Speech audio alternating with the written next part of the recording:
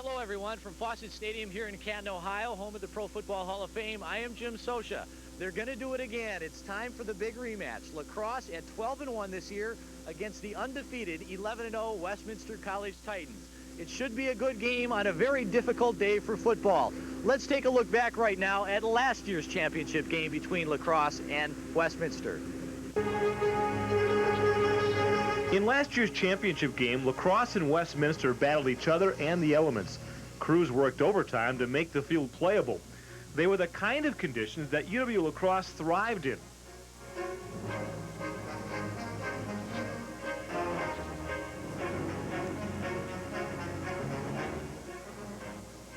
The Eagles used a solid running game and a punishing defense to take a 14-7 lead into the fourth quarter.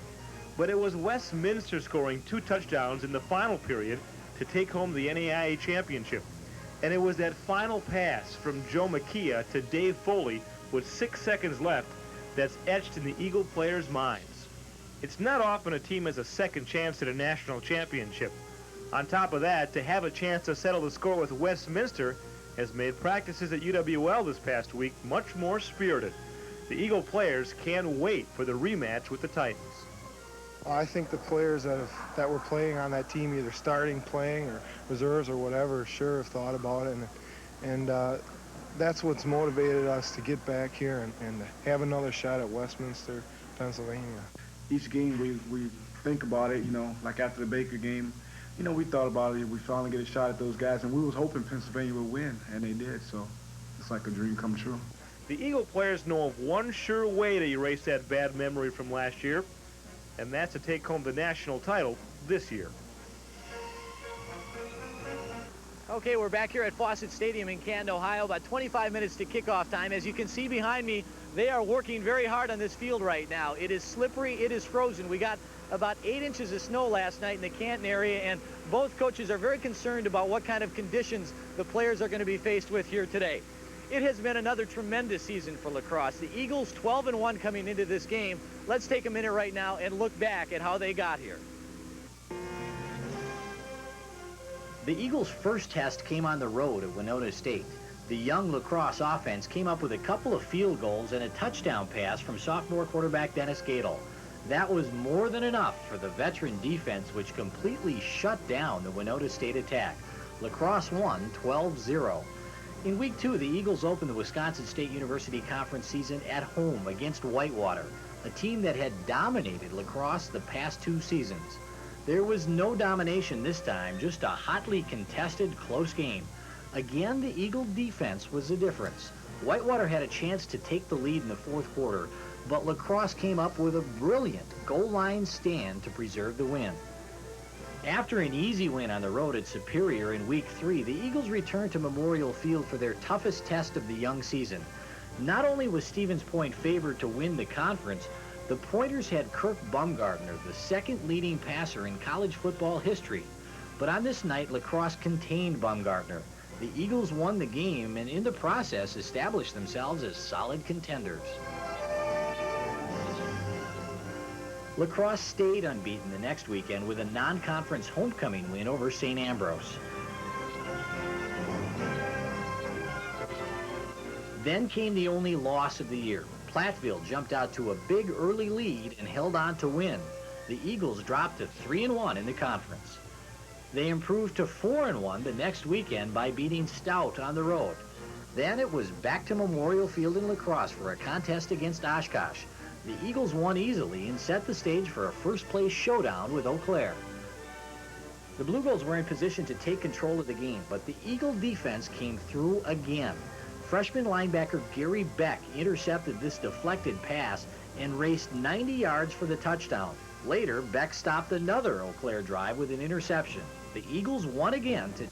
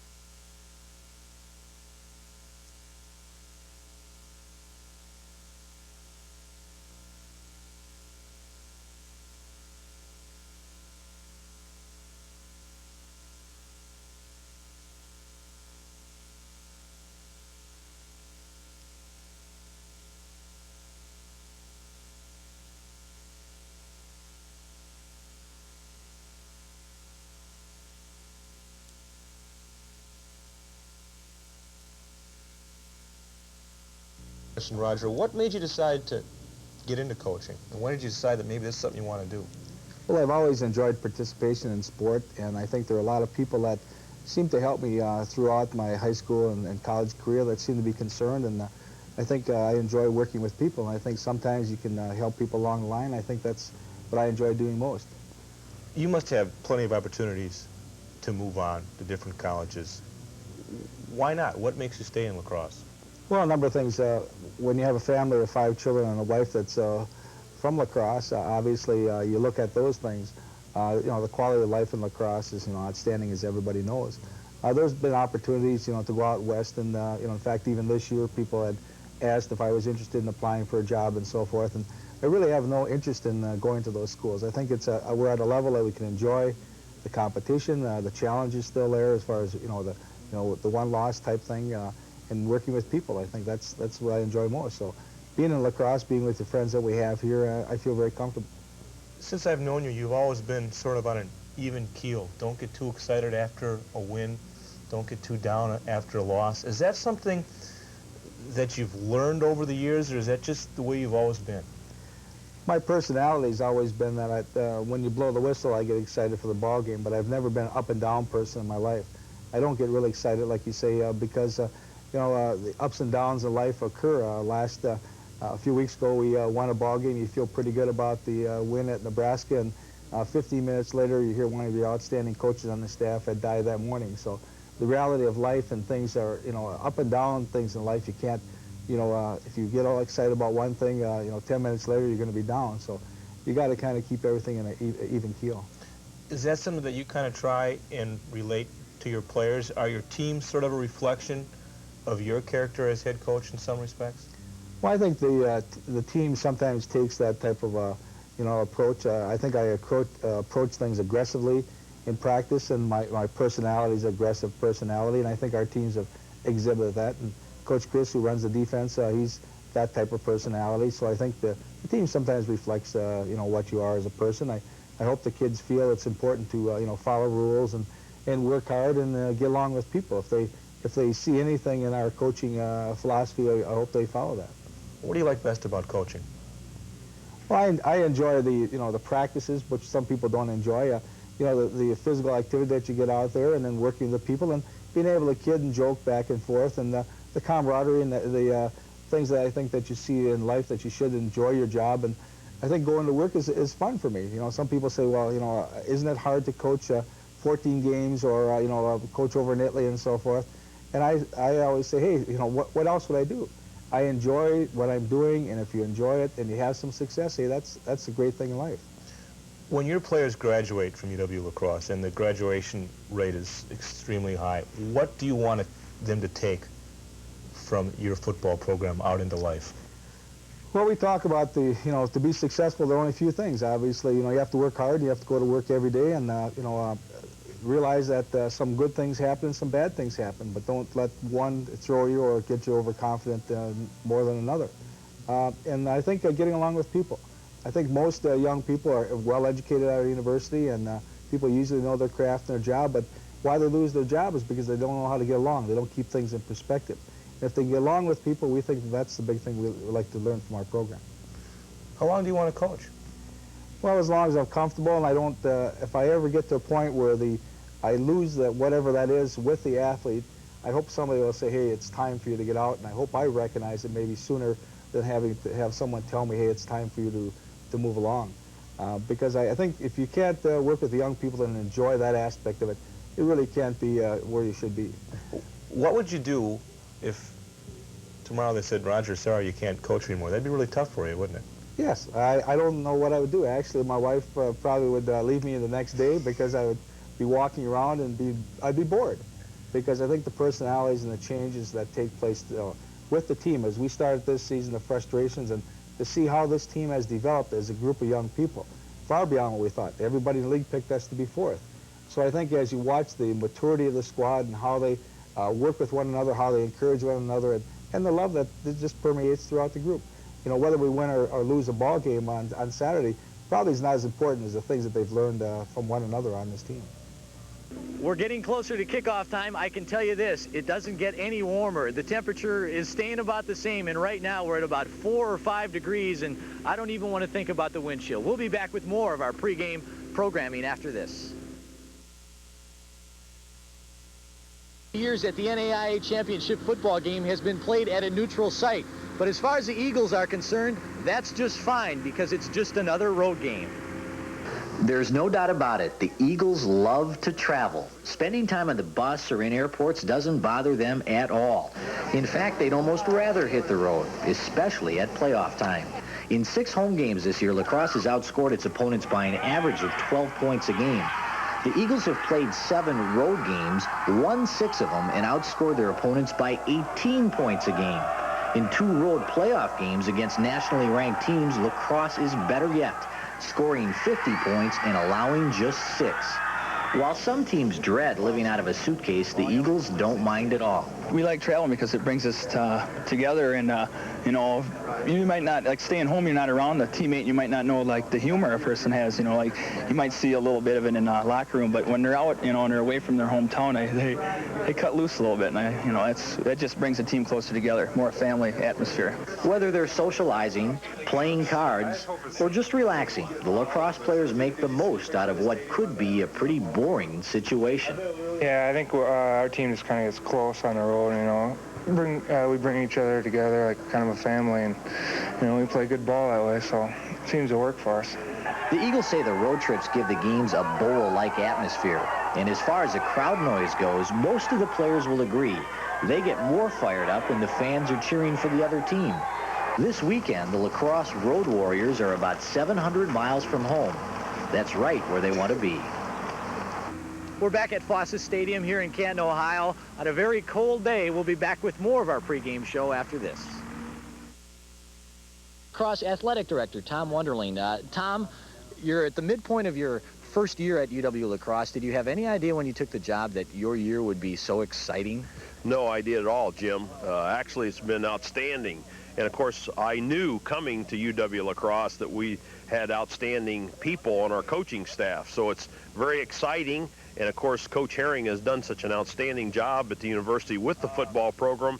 And certainly his reputation has preceded him. And so I realized that we'd be working with a very strong football program. How important is the success of the UW La Crosse football program this year, making it to the national championship game? How important is that to not only recruiting good football players, but other athletes as well? Well, I think one of the major objectives of having an intercollegiate athletic program is to bring prestige and recognition to the university.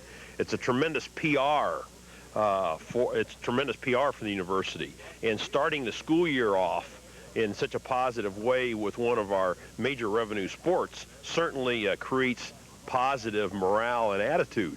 But we have such an outstanding athletic program, 17 varsity sports, and we have made our impact known in the conference plus throughout the country. And this is just one part of it, and it's been outstanding.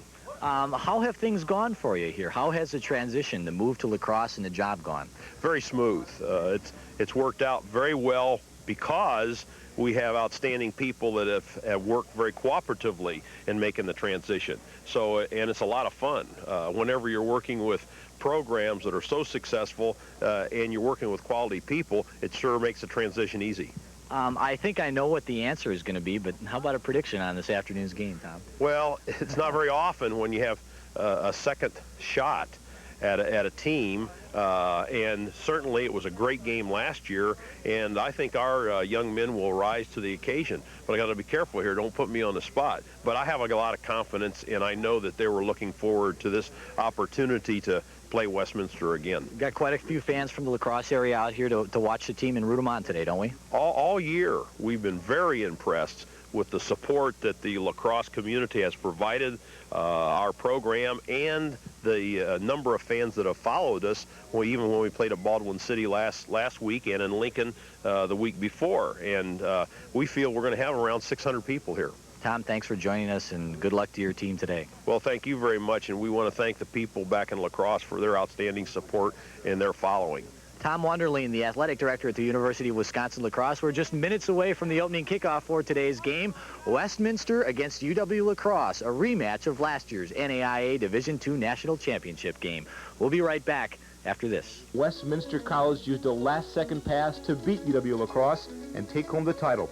Today, Westminster tries for its second straight national title. La Crosse has other ideas. The Eagles have been waiting a year to erase that memory of those final seconds. Today, they'll have their chance. Westminster against UW-La Crosse. The winner takes home the NAIA Championship. This is the NAIA Division II Championship game, brought to you by Old Style Light, by our locally owned and operated McDonald's, by Gunderson Clinic Lutheran Hospital and the Wisconsin Heart Institute, and by True Value Hardware Stores. From Fawcett Stadium in Canton, Ohio, home of the Pro Football Hall of Fame, we are back at the NAIA Division II National Championship football game. It's the University of Wisconsin-La Crosse against the Westminster College Titan. Hello again, everyone. I'm Jim Soshin. Joining me in the broadcast booth this afternoon is Gary Swanson from WPIC Radio in Sharon, Pennsylvania. And Gary, not only is this a rematch from last year's game, it's almost an instant replay. The conditions are almost identical. Absolutely. It was a very cold field at Westminster's Memorial Field last year, and both these teams battled it out in the snow and ice. I think it's a little bit slicker this afternoon here at Fawcett Stadium. It's almost like an ice hockey rink down there in the field. I had an opportunity to walk around on it a little bit earlier this morning, and the field crews did a nice job of cleaning it up for what they could do, but it's going to be a slick one this afternoon. Besides the obvious key factors of the game, the field and the weather, what other things might determine the outcome of this ball game? Anytime you have two teams that get this far, obviously, into a national championship game, you have to think that certainly any kind of mistake is going to be a key mistake. Any type of major penalty or anything like that is going to come back to haunt either one of these teams. Also, special teams are going to play a big part, actually, because of the weather this afternoon. Field position is going to be very important for both teams, and the special teams are going to play a very big part for each squad. By the end of this game, if these two teams don't know each other pretty well, something's wrong. 2 times within a period of 1 year. Earlier this week, we had a chance to talk to the two head coaches, Joe Fusco from Westminster and Roger Herring from La Crosse. Here's what they had to say. Well, I think, number one, I think both Roger and I would say that we know a little bit more about each other this year than we did a year ago. You know, when you break down just 3 game films to prepare for a team, you really don't get the feel for the kind of players they have and their personalities and the tradition of the program. We have a better feel for that and greater respect for what they've done.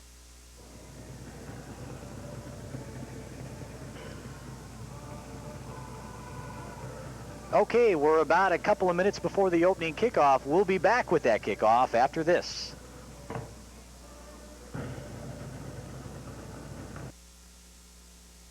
At Fawcett Stadium in Canton, Ohio, this is Jim Sosha along with Gary Swanson from WPIC Radio in Sharon, Pennsylvania. I'm from WXOW in La Crosse, Wisconsin, and we're happy to get the opportunity to bring you this NAIA Division II Championship game. Back to what might happen here. Gary, you spent some time this week talking to some of the Titan players. What kind of mood are they in? I'll tell you what, Jim, they're pretty pumped up really coming into the ball game. They like this kind of weather. They're come from a very conservative area of Pennsylvania. It's a small, quaint little town, and football is very important in western Pennsylvania, as it is in the Wisconsin area with the lacrosse team. And they're very fired up coming into today's game. They were excited when they found out that it was going to be cold. I don't know if they were excited when they found out how cold it was going to be, but they're very much looking forward to this opportunity to repeat as national champions. You know, there's a pretty good crowd on hand, considering we're at about 5 degrees above zero right now. I know about 600 fans made the trip down from La Crosse. Lots of folks from New Wilmington, Pennsylvania are here. They're expecting that whole community to be here. The fans are bundled up, and I don't think the cold is going to have too much bearing on the game, really. Right now, when we see the captains meeting at the center of the field, I don't think anybody on that field right now is feeling the cold. But once the game gets underway, once that first hit is gone, I think the cold will be out of everybody's mind. Everybody will be concentrating on the game. Come halftime, there'll be a few folks looking for some hot chocolate, but other than that, I think we've got a good ball game in front of us. Both schools have been talking all week long about the revenge factor. Does that really come into play in a game like this? I think it does a little bit, especially for La Crosse. They have to have the edge there motivationally. Last year, they came so close to coming away with a national championship, and Westminster beat them in the final seconds. So they've got a reason to come back here and try and pull this one out and get a little bit of revenge for this year. Okay, you look now, they're ready to flip the coin, and no matter who wins this thing, that team is not going to make a decision. Both teams are in the habit of deferring the decision until the second half. And in a game like this, Gary, I think you'd probably rather start it on defense with the field conditions what they are. Absolutely. A deep kick and a stall on offense could really swing the momentum, and that's going to be the key in this ball game. The team that can establish its momentum early and get the other team starting to question their game plan a little bit is going to be the team that comes out on top. Both teams have all the momentum they apparently need. Westminster is on an incredible winning streak. They've won their last 26 games, haven't lost one since the 1987 season. La Crosse doesn't have that long of a winning streak, 6 games, but they've really played their best football late in the year. They beat Eau Claire, they beat River Falls at home, and in the playoffs they've been extremely tough, especially the last 2 weeks. That defense has really risen to the occasion. Both of these teams are defense-oriented, and that comes back to that decision in the early part of the ballgame to defer the kick and allow your defense to get out there and set the tempo for your whole team. What else can you say? I mean, it's a national championship. They're both looking at each other right now and waiting to get out there and do some popping on the field and get that cold feeling out and get that first hit off and start concentrating on the game. Yeah, neither team got to this stage without the ability to adjust to different conditions and different situations. And the team that is able to adjust best, again, to this field and the pressure is probably going to be the team that wins this game. We are expecting a very good game. All year long, we've kind of been watching this back in Wisconsin, and we thought all year long La Crosse and Westminster were clearly the 2 best teams in the country. It's kind of nice to see them going at it again. Early part of the season, they were ranked number 1 and number 2. Westminster, of course, being the defending champion, had the number 1 spot. Wisconsin ranked number 2. They slid a little bit during the season, but they're right back there now. And like you say, a carbon copy of 1988. The 2 teams will battle it out here this afternoon. The officials break up their huddle at the 50-yard line. Meanwhile, the Titan players are still huddled around head coach Joe Fusco, and now they break it, and we're just about ready to go here. Okay, we did, as we said earlier, talk to Roger Herring last night. Here's what he had to say about today's big rematch. Well, Westminster's a tremendous football team. Obviously, they're ranked number 1 in the country all year, and I think it's just a great opportunity to play against a class bunch of people. Joe Fusco is just a great individual, and they can be very proud of their longest winning streak of any team in the country. So we're just happy to have the opportunity to play against them. Hopefully, play well tomorrow. Okay, both teams are out on the field. We are ready to go. Westminster will kick it off. Rod Dansu will kick off, and back deep to receive for the UW La Crosse Eagles, number 25, Harold Owens, who a year ago was among the leaders in the nation on kickoff returns. He will also start at running back, and he's joined back there by number 84, Dan Bridges, who will return kickoffs and punts for the Eagles. Both of those guys are pretty explosive. Key right here is going to be, at least from a Westminster standpoint, for Dansu to get a good plant foot going into that football for the opening kickoff.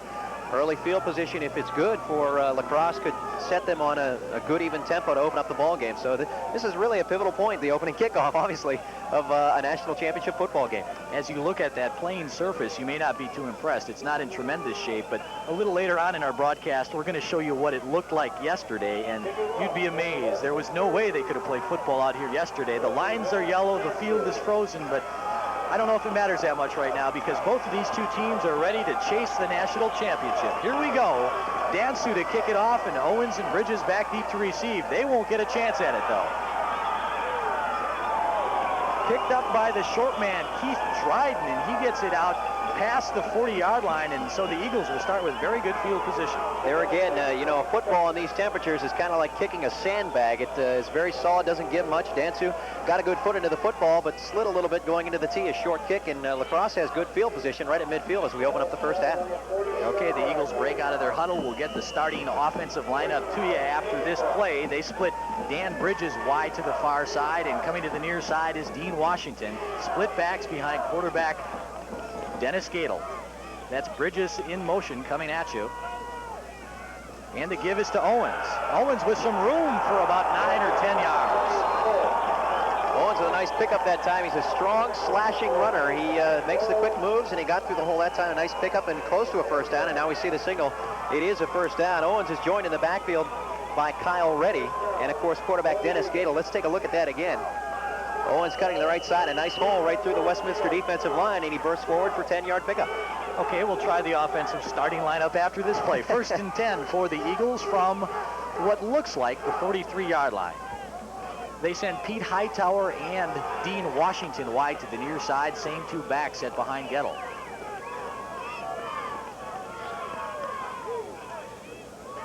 This is Kyle Reddy for good yardage off left tackle. Again, a nice pickup. Greg Hoare and Mike Sturm opening up a nice hole on the left side of the Westminster defense that time. And La Crosse mixing it up. They like to go both to the right and left, and we may see some passing here, but not if the running game continues to work like it has in the first two plays. Similar start to what we had a year ago in New Wilmington, where La Crosse opened up the game running very effectively. 2nd down and 2 yards to go. The ball spotted on the 35-yard line. Washington and Bridges, now Bell Richard into the slot on the near side. They're going to keep it on the ground to Owens. And Owens has the first down easily. A good pickup, about 5 yards. Owens crosses the 30, gets another first down. And again, the blocking of that offensive line, let's talk about it. You got Greg Hoare and Mike Sturm, 279 and 255 on the left side. Terry Strofe and Greg Daniels on the right side, the guard and tackle, 283 and 250. And you got a big guy right there in the middle calling the blocking calls on each offensive play. Gary Larson, the center for the La Crosse Eagles.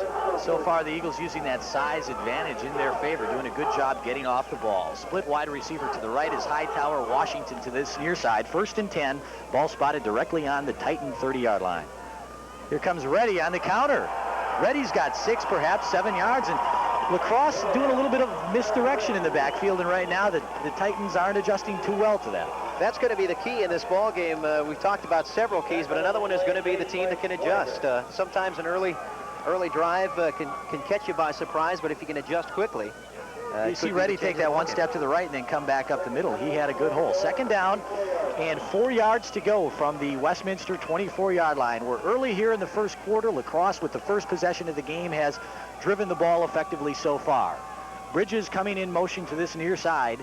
Gadel up under center, and they're going to keep it on the ground again, and Owens fights forward for the first down. 6, 7, perhaps 8 more yards, and the last 2 weeks, Harold Owens has really come into his own, Gary. He didn't have a big year as far as huge statistic days, but the last 2 weeks he's been over 100 yards each time, and he's playing well when he needs to.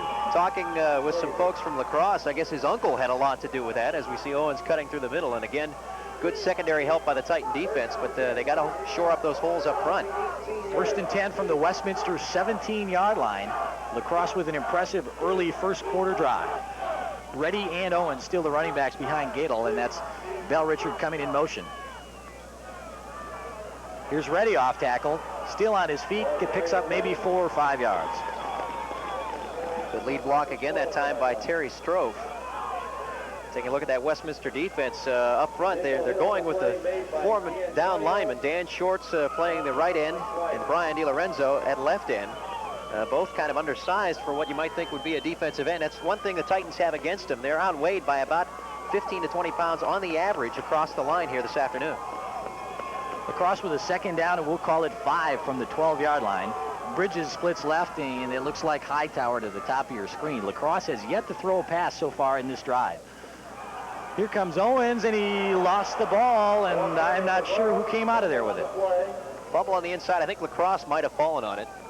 Looking at the reaction we're getting from the players here. Westminster did a nice job jamming up that play on the left side of the La Crosse line. Owens never really is going to get a chance here to get started. You see good pursuit.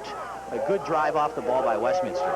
Dan Shorts getting in there to make the final stop for the Titan defense that time. Also, Kevin Blazer in there to help out. Blazer playing with a broken leg this afternoon. I'll tell you more about that in a bit. Key play, 3rd down and about 3.5 to go. Ball spotted on the 11-yard line. Here's the pitch to Owens, and he's going to get the first down inside the 10, loses the ball, and it was not dead, and the Titans have recovered deep in their own territory. Westminster picks up the ball on the 2-yard line, and a big mistake by La Crosse here early in the game. Slippery field like this is going to be the problem throughout today's ball game. Craig Schweiger, you're going to see him slide in underneath here and get him by the ankle. But the big hit inside is the one that popped the ball loose. The Titans fall on it, and now a key drive stopped here and an opportunity for the Titan offense to get something going. Okay, Westminster deep in their own territory. They don't want to make a mistake here, but they're just happy to get the ball back. La Crosse was in tremendous scoring position. That's Joe McKeah up under center. He'll run with 2 backs out of the I formation. Yeah, they're going to pitch it in the end zone, and here comes their halfback, Brad Tokar, and he gets back to the line of scrimmage or perhaps picks up 1 yard. Kind of a risky play deep in your own territory down there. Titans mentioned as we were talking with them this week in practice, they're going to pull out some stops today. They're going to do some things. They're primarily a conservative ball club, but we're going to see some things that even Titan fans haven't seen at home at Memorial Field in a number of years. As lacrosse and lacrosse fans know, though, when Westminster needs to, they can pull out the stops, and they can be an effective passing team, and they can open it up. Second down, we'll call it a long 9 to go. The ball on about the 2.5, maybe the 3-yard line. Again, the pitch. This time they try the right side. Here's Tokar, and he's hit and dropped at the line of scrimmage. Ball loose on the field, but I believe they're going to say that Tokar was down. John Mirasola made the stop that time for lacrosse. Really came through to make the hit. Tokar trying to look for some room upfield. You'll see here as he's cutting to his right. And Mirasola comes streaming through and lays a hit on the shoulder and drags him down. Again, Gary, it looks like Tokar is known as a good cutback runner, and I think field conditions like this are bound to hurt a cutback runner like him a little more than a slashing guy who likes to run between the tackles. Yeah, he's not a real power back. He's just a good, like you mentioned, a good cutback runner, makes the turns quickly, and again, when you can't get your footing, even though the vision is there for the hole, sometimes you can't get to it in time. Third down, 10 yards to go. Westminster still on its own 3-yard line, and they're gonna try the fake quick kick. The ball is complete, and it's going to be close to the first down. I believe it might be just short. We're going to have to wait and see. It depends where they spot the ball. Matt Crooney that time was the receiver. Mark Aiken lining up as the punter. And Aiken took one stutter step there, looking as though he was going to punt, and then lofted it out to Crooney. And that's the first pass of the afternoon for the Titans, but not coming from quarterback Joe McKeon. Boy, that's a play I'm sure lacrosse hasn't seen in a long, long time. Well designed, though, well conceived. I think he had the option there to kick it or pass it. And he had a man wide open here. We'd look at it again. See him take the little stutter step and then the looping pass out to Crooney, and Crooney's going to roll out to his left, and he's just hoping for that first down marker. But I think he's a little bit short of it. Nice job by John Mirasola getting over there and pursuing the play and holding him short, and I would expect this time Westminster probably will kick it out of there. Aiken, not only the punter for Westminster, but also does punt returns. Kind of a rare position. 9 minutes and 3 seconds to go here in the first quarter at the NAIA Division II National Championship game. No score. We have had a lot of excitement early. Lacrosse took the opening drive down to the Westminster 2-yard line before fumbling, and Westminster now forced to punt after coming up short on 3 downs. Fritz Leinfelder back deep to receive for Lacrosse. Delay at the line of scrimmage. Now we're ready to go. Leinfelder standing back at the Westminster 42-yard line.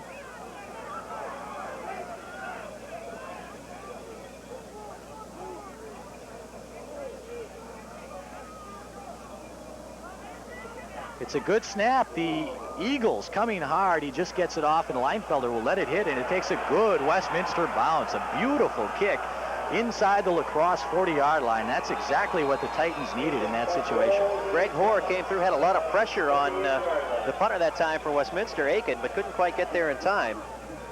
Excuse me, that was John Wiltshire cutting through that time, as I get my roster straight. But yeah, good bounce for the Titans, and Lacrosse now takes over, back in their own territory. Even with the good kick, Lacrosse with pretty good field position, and quite often when the weather is bad like this and the field isn't good, games like this are decided on field position, and so far Lacrosse has had the upper hand. First down and 10 yards to go from the 32-yard line. 2 split receivers to this near side, Washington and Bridges, and again, Bell Richard, the tight end on this left side. Here's Owens, the same play on which he fumbled, and he hung on to the ball this time, but it's not a heck of a lot more successful other than that. Coming through was Todd Fedor that time for the Westminster Titans, and he wrapped him, and again, just trying to get some footing to drive him backward on the field. Good run that time by the Lacrosse running back, but Fedor able to bring him down, and actually going to be a loss of about a yard. Pete Hightower coming in from the sideline with the play from head coach Roger Herring and offensive coordinator Larry Terry. Second down and 11 to go. The ball on the near hash mark. We're midway through the first quarter. No score between Lacrosse and Westminster. Gadel wants to throw. He's got time. Now he's going to run with it. Gadel with a good move, and he is just short of the first down. A pretty nice cutback considering the slippery field for Gadel, and Lacrosse will be faced with a 3rd and short. Mike Ruby tried to make a stop on Gadel as he was coming out of there. You see Gadel dropping back here. looking downfield, and basically everyone pretty well covered. A good defensive effort that time in the secondary by the Titans. Gadel is going to tuck it under and roll out to his left here. And you see the missed tackle there, but Gadel slipping enough. And then eventually it was Craig Schweiger coming in to finish off the tackle for the Titans. 3rd and 1 for the Eagles from their own 46-yard line. Another big play. We've had a few of them here early in the game. Straight ahead, Kyle Reddy. He has the first down. It looked for a second, Gary, as though somebody on the left side of the line might have gotten an early jump, but I don't see any penalty flags on the field. No flags, and you know yellow's going to show up well on white here this afternoon. That's why they painted the yard lines yellow. You were telling me before the ball game that a few months ago you were here for the Hall of Fame game. How are the conditions compared to now? It's amazing how a few months can change things. It's about 90 degrees. I think I was in shorts and a T-shirt and getting a bit of a suntan on the far stands watching the Pro Hall of Fame game here a couple months ago, but certainly not the situation today. I don't think anybody will get much of a tan today. Those folks you just saw down below us have about 16 T-shirts and 16 pairs of shorts on, just trying to maintain and keep warm. Gadel wants to throw. He's got Washington on the far side, and Washington has room. He's at the 40, the 35, the 30, all the way to the 25-yard line. A short little 5-yard down and out, and Dean Washington kept his footing on the sideline. Andre Borowitz out there on the coverage that time slipped a little bit as Washington made his cut, and then Borowitz did everything he could to get out there. See Gadel dropping back and hitting Washington on the run. A nice pass that time. Borowitz stepping forward, just loses his footing and slips behind him. And then Pat Shannon and another Titan defender have to come up to help him out. Jeff Catanza right there to finish off the play, but a nice pickup that time by Lacrosse. The Eagles 1st down and 10 at the Titan 23-yard line. Once again threatening here in the first quarter. 6 minutes to go. No score. Gadel, here comes the counter to Owens, and again, for the 3rd time in a row, Westminster is all over that play. That one's not working at all. Dan Shorts coming through again. We talked about it earlier during pregame. The Titans a little bit outsized that is, along the line. But that's the situation they've been facing all year. Shorts fighting off the blocker, and you see him slip through to make the tackle. It's hard to believe that a guy that small can play football in the defensive line, much less play it as well as he does. It's incredible. He was a NAIA honorable mention All-America last year. And sometimes it's funny when these guys are getting off the buses, you hear the comments, you know, is this them or is this their JV squad? It's not a lot of size on the Titan squad.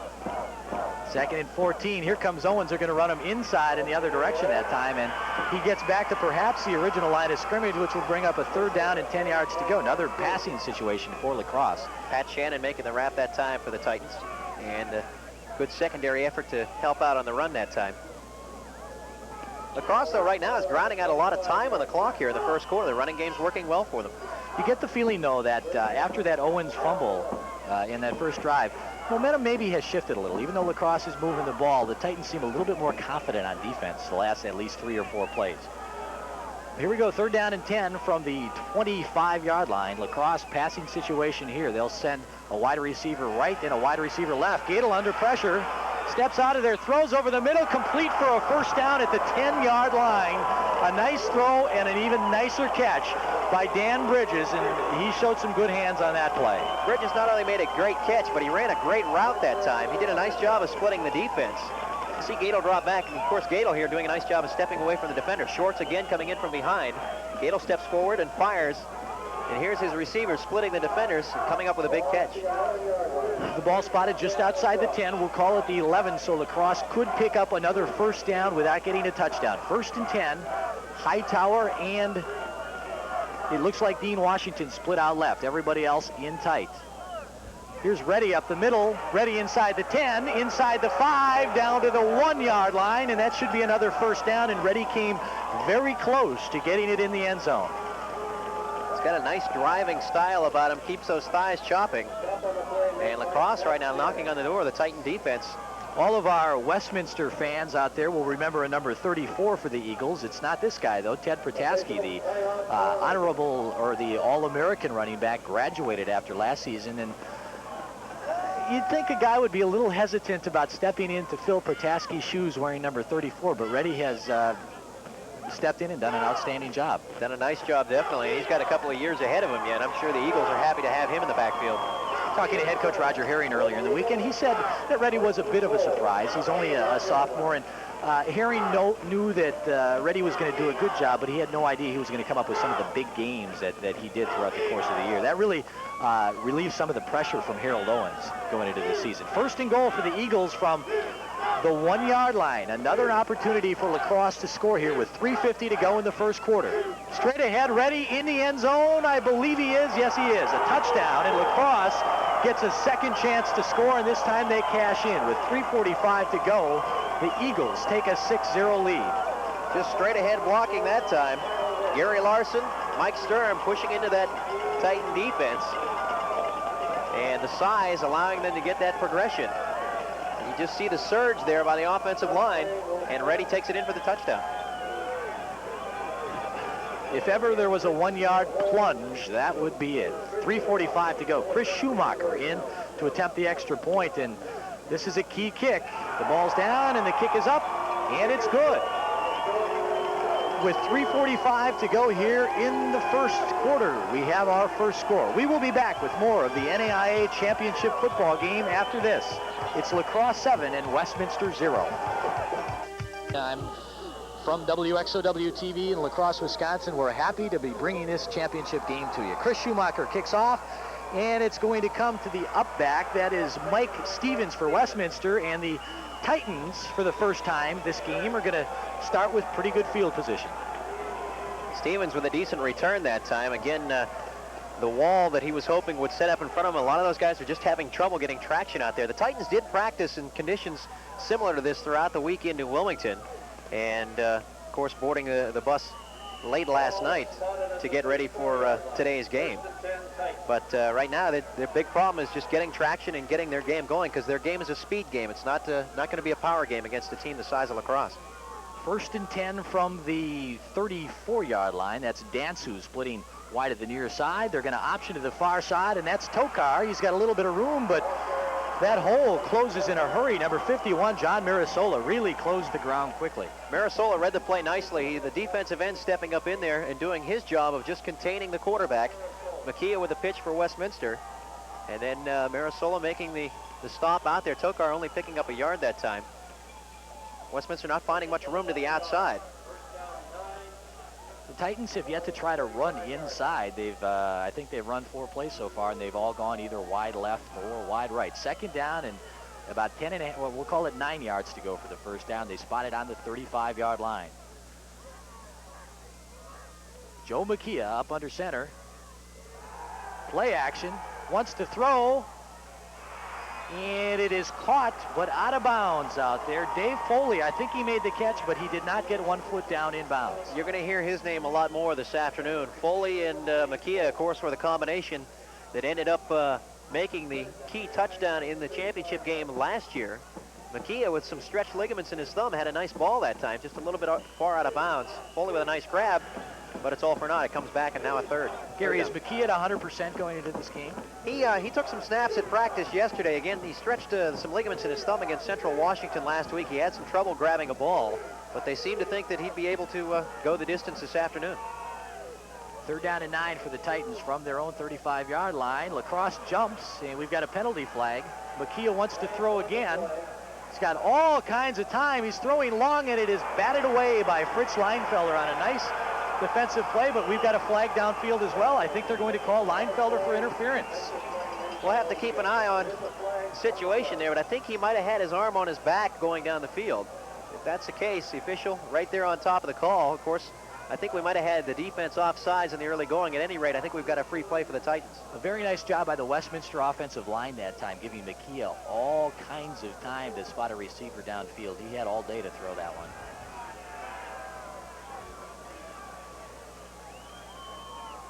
Well, there you see it, offsides against La Crosse. They'll decline that one. They will, however, accept the interference penalty, and that will give the Titans a first down, and it should move the ball very close to Eagle territory. Makia rolling to his left that time, having to throw across his body a little bit, but he does possess a very, very strong arm. We're both sides on the defense. That penalty is refused. We have pass interference on the defense. That penalty is accepted 15 yards from the previous spot and an automatic first down.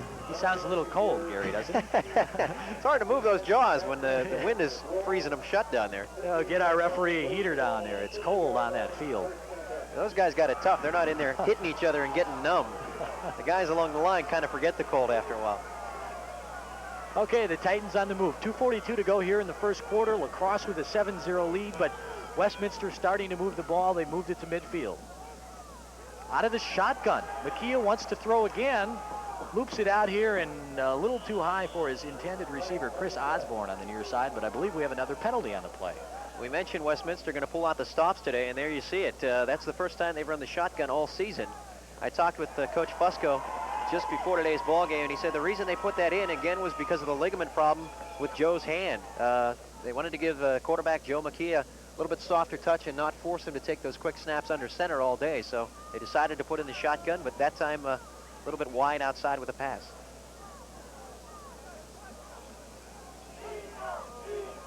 Illegal motion against Westminster, and La Crosse decides to take the play, which was an incompletion. That'll bring up a second down and 10 yards to go with 2:37 to go. La Crosse on top here in Canton, Ohio, in the NAIA Division II championship game, 7-0.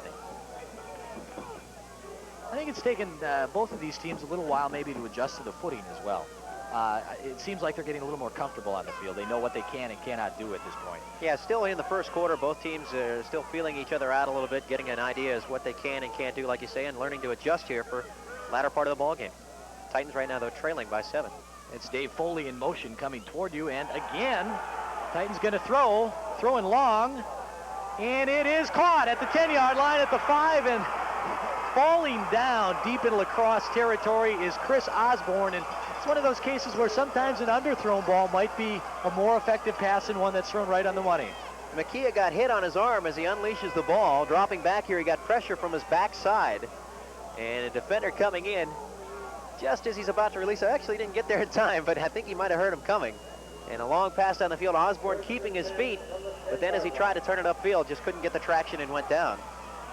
Actually, that was pretty good coverage by Hayroth for La Crosse, but he just lost his footing down there, and the Titans are in business. First down and goal from the 10-yard line, and again, they want to throw, and this one is overthrown. The intended receiver in the flat over there would be Brad Tokar. That'll bring up a second down and goal. Makia seeming to be a little bit strong on his touch today in the early going. Again, trying to find the grip on that football and get it rolling off his hand properly. Maybe overcompensating right now for the ligament problem. Back to that long pass completion for Westminster. Number 31, Tim Hayroth, was the defender for the Eagles. He's getting a start today because senior cornerback Preston Pointer last week in the playoff game against Baker University dislocated his elbow. He will not be able to play, so Hayroth is in there, and he's going to go the distance. Second down and goal for Westminster from the 10-yard line. Here's Makia again on that sprint out under pressure. Now he's going to pull it down and run for about 2 yards. Makia again had some good time, but nobody open in the defensive backfield. A lot of pressure from behind that time. Looked like Mike Bright getting a lot of pressure on Makia as he was rolling out, and good secondary coverage again by La Crosse. Makia seeing that, deciding to cut around the defender, and Bright just keeps the pursuit coming and eventually catches him from behind and drags him down. You see Makia going back in the pocket there and how gingerly he has to try to move around back there. He can't actually cut to the outside. I think it's a good move by the Titans to sprint him out, though, because it's preventing the Eagles from really getting a good charge at him straight in the pocket.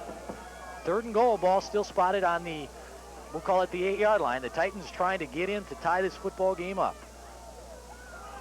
Straight back in the pocket this time. Makia under pressure throws, and it is deflected and knocked down incomplete. Clint Byer from the defensive backfield stepped in to make a nice play, and the Titans are faced with a field goal attempt. Kind of a tough situation that time for Makia. Tokar cutting across towards the opposite side, and Byer reading the play nicely, stepping up to knock the ball away and break it up there. And see now a try for 3 here by the Titans. Rob Dansu, they will spot the ball at the 15-yard line, making it a 25-yard attempt into what looks like a crosswind. The ball is up, and, well, it never even actually got up.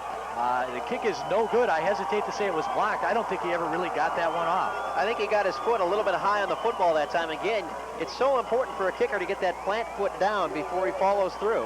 And Dansu isn't exact. He's not directly a straight-on kicker. Let's take a look from the end zone and let's see what happened. Well, he didn't look to slip and fall down. I just don't think he ever got a good piece of the ball. Really tough for a soccer-style kicker to get that plant foot. A straight-on kicker has the advantage on a slippery field like this. And Okay. Dansu losing the plant foot. With 1:09 to go, La Crosse still in front, 7-0. They will take over on their own 20-yard line, and the Eagles get a break there. A nice-looking drive, though, by the Titans. Their offense seems to be in gear now. Dennis Gadel still the quarterback. Kyle Reddy, Harold Owens in the backfield, and as he's done all game, Troy Bellrichard into the tight end spot on the near side. That is Kyle Reddy into the secondary for big yardage, and he is leveled. And I mean, he is leveled by number 34 out of the defensive backfield for Westminster. Catanzarite drilled him. First down, though, for the Eagles. Watch the hit here. Big hole coming through. Catanzarite really nailing him at the end. But a big pickup again for Wisconsin La Crosse. They've got their running game, especially on that right side of the line, opening up some holes for them. 1st and 10. They spot the ball on the 32-yard line. And they're going to try it again, and Reddy this time picks up about 3, maybe 4 yards on the play. Kevin Blazer helping make the stop that time for the Titans. I mentioned earlier, he's playing with a broken leg here this afternoon. It's a type of break in his leg where, according to the trainers, he can't do any further damage to it. And they've got it braced, so it's not the type of thing that creates pain by putting weight on it. It's just him bearing with the pain of the actual break inside throughout the game. Throughout the course of the ballgame, we'll tell you about a couple more players who maybe shouldn't be playing in this game, but it's really hard to keep these kids off the field when you got a chance to play for the national championship. 2nd down and 5 to go from the La Crosse 38-yard line. Here's Reddy again, 3rd straight time, and good second effort gets him the first down out to the 45-yard line. Another good effort. It was Catanzarite again, finally making the saving tackle that time. La Crosse doing a great job of getting into that defensive backfield. You see him hit the line here quickly, pop through the hole. Catanzarite coming up to make the wrap and the tackle. Well, that is the end of the first quarter here. We played 15 minutes of football, and it's been a good one so far. We will be back with more of the NAIA Championship football game after this. It is La Crosse 7 and Westminster College 0. For great automotive gifts, there's just one way to go. Be sure to stop at a True Value hardware store, where the TrueGuard half-horsepower chain drive garage door opener with a transmitter is just $129.88. This Black & Decker 12-volt Carvac Plus with accessories is only $18.88. And this Master Mechanic 9-inch orbital waxer and polisher is just $58.88 at participating True Value hardware stores and home centers.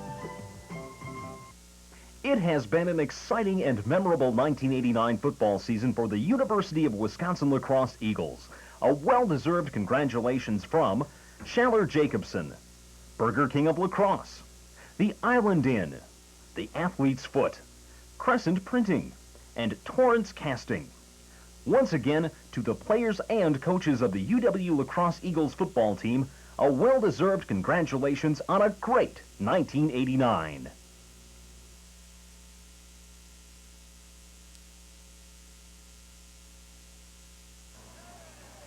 There you see the score here at Fawcett Stadium in Canton, Ohio on a crisp winter day. I think winter has a pleasant way of or is putting it still crisp. fall? I don't know.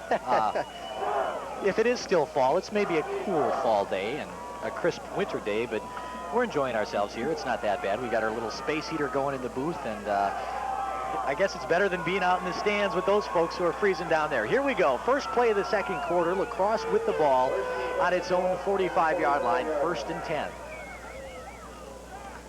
Here comes Harold Owens. Harold Owens still on his feet for about 9, maybe 10 yards. Owens just keeps those legs driving, and it was a good second effort that time. He's hit by 2 Titan defenders in the defensive backfield. He manages to work forward and pick up the first down.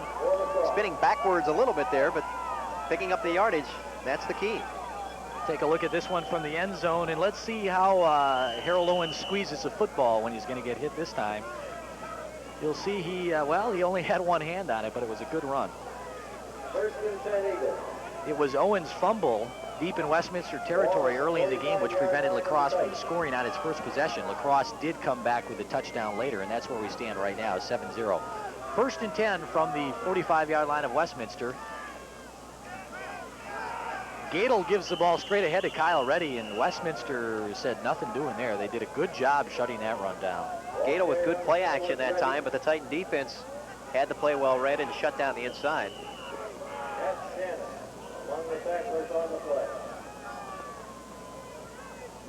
Second down and 10 yards to go for the Eagles. Just early here in the second quarter, 7-0 football game.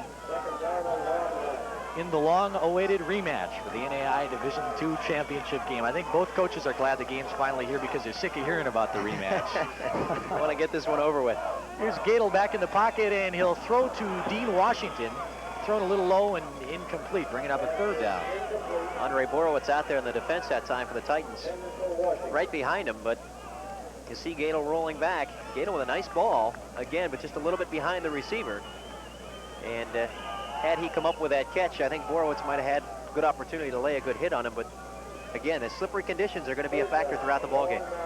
Great camera work again by the folks here at Image Video who have been so kind to help us out with this production. They've handled the entire technical end, making our job pretty easy, and we appreciate all their help. Third down, 10 yards to go for La Crosse from the Westminster 45-yard line. Two split receivers to the near side, and Gadel wants to throw. Under pressure, he's got Bridges, and Bridges juggles but hangs on for the first down.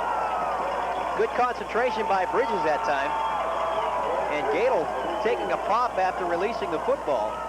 He had a lot of pressure. Pat Shannon was coming in from the outside. You'll see number 42 pop into the screen here.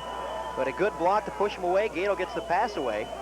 And again, Bridges with good concentration, able to come up with a football before going down.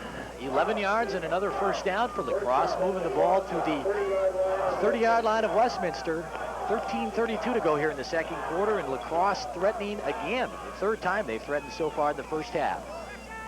Reddy and Owens in the backfield, and Gadel gives it to Reddy straight ahead, and he's got more room, and again, good second effort by Kyle Reddy, close to another La Crosse first down. Titan defense asking some questions, I'm sure, right now. La Crosse is really getting those holes opened up. A good pickup here again by Reddy. Look at the hole he has to go through there. And actually, I think he might have been tripped up by his own player that time. Gary Larson, working offensively, might have caught him with his ankle, and he actually slipped and went down. Give Reddy 9 yards, bring it up a second down and 1. Washington and Bridges go to the top of your screen, and this time they split the backs in the straight T formation behind Gadel.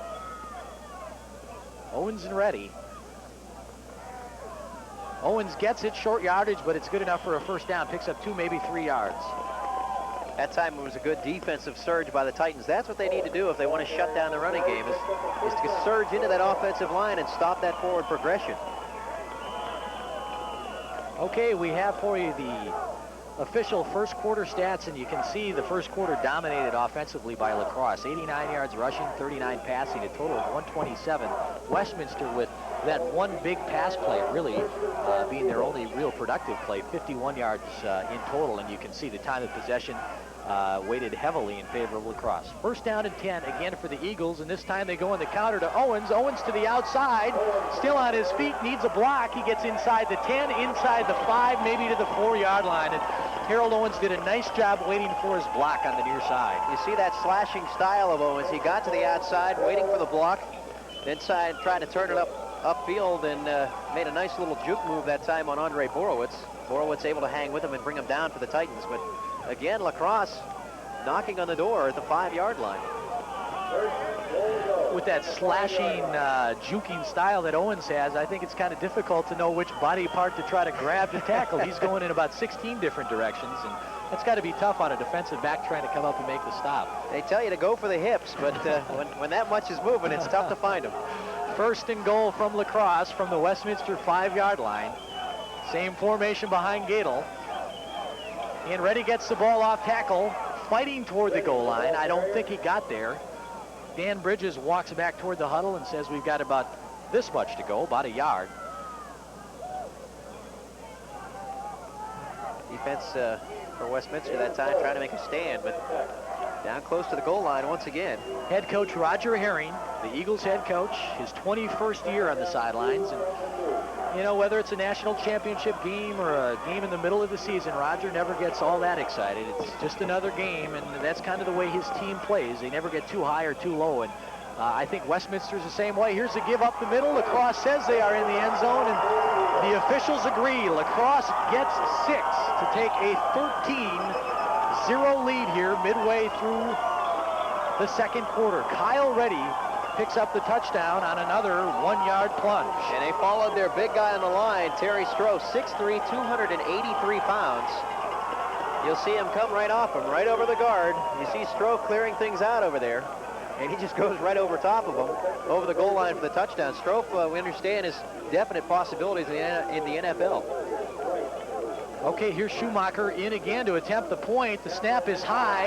Bridges does a nice job of getting the ball down, and Schumacher connects with 11:26 to go here in the first half. We will be back with more of the NAIA Championship football game after this. It's Lacrosse 14, Westminster nothing.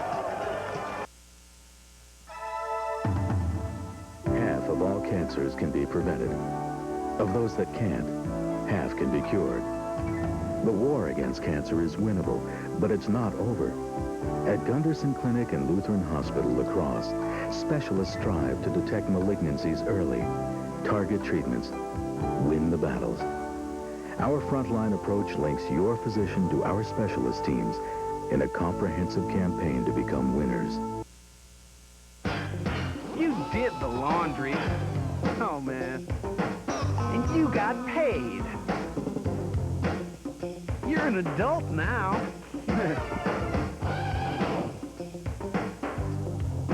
You know the 4 basic food groups. You'd like to talk, but you gotta go. Achieve total light-ostity. Old-style lights.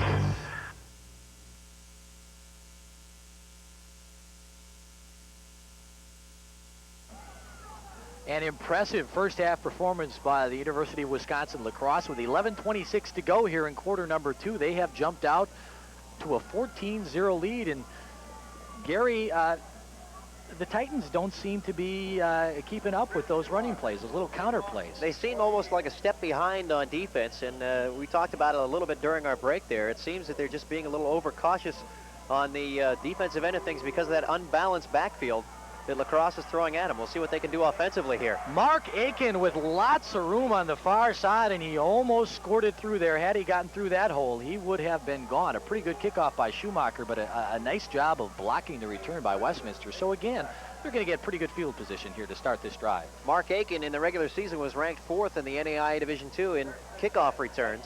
He doesn't have a lot of speed, but he's a lot like Tokar, the other back for Westminster. He's got a great deal of vision and can find the seam and usually get up through it. Right now, though, they need to get some offense generating.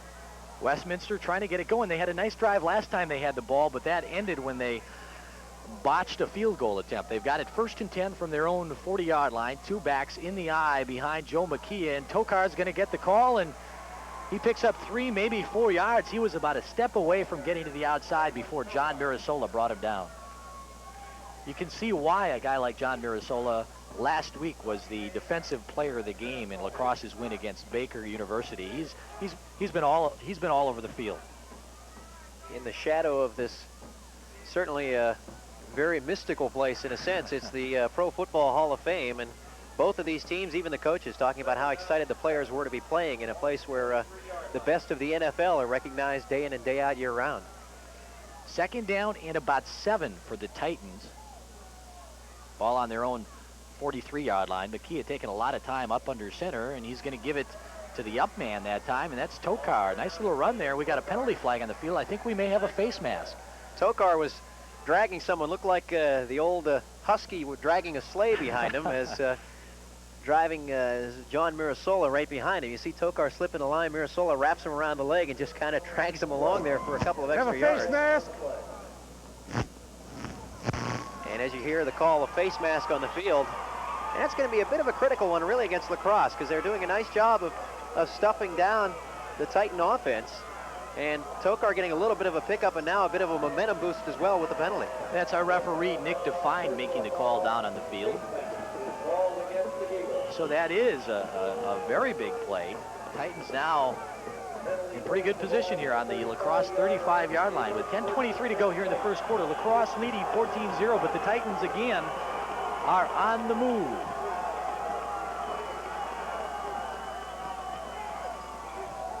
Makia on play action.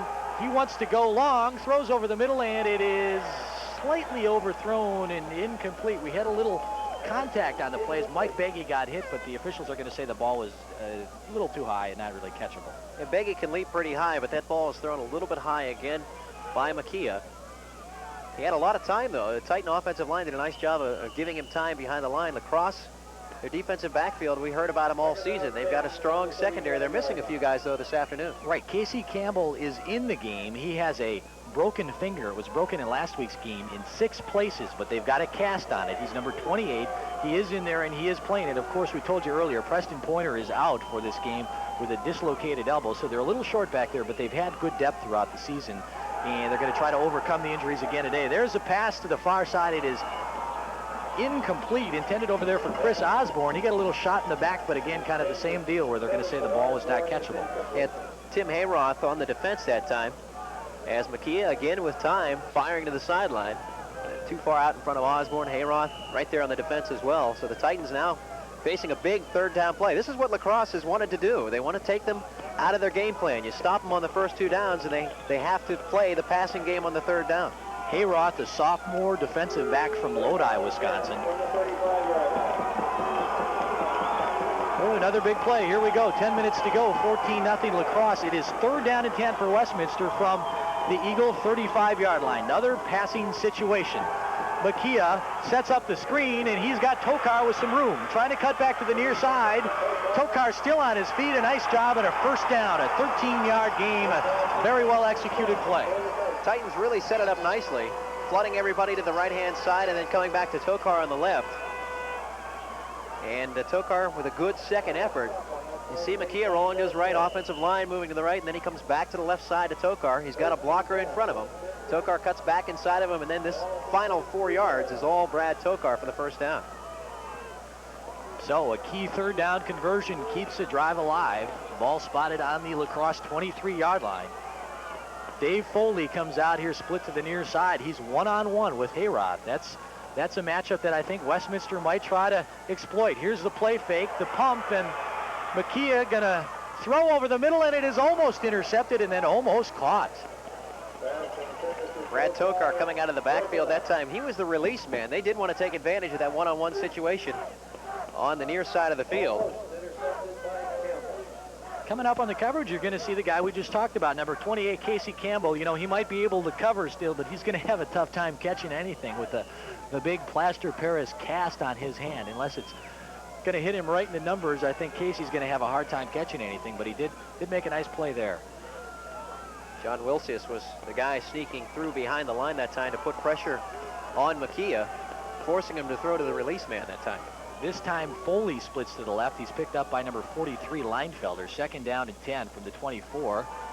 Short little out pattern over there. It is complete, and picking up about 6 yards on the far side is Mike Beggy, 5'10", 175-pounder who we talked about. He has really come into his own last year. I know when the La Crosse saw Westminster in the championship game last year, Foley was pretty much the main threat, but this guy's had a good season, you say. Beggy has really become the top receiver for the Titans this past season. Like you say, Foley was the big man throughout last year, had the big year. Foley's had a respectable year this year as well, but Beggy seems to be the guy they go to in clutch situations, and this is one right now, a critical 3rd down play for Westminster. Same formation with Norcutt and Tokar in the backfield behind Makia, and Makia wants to throw, and he's got Beggy, and Beggy's got the first down, and then some, and we've got a late hit on La Crosse.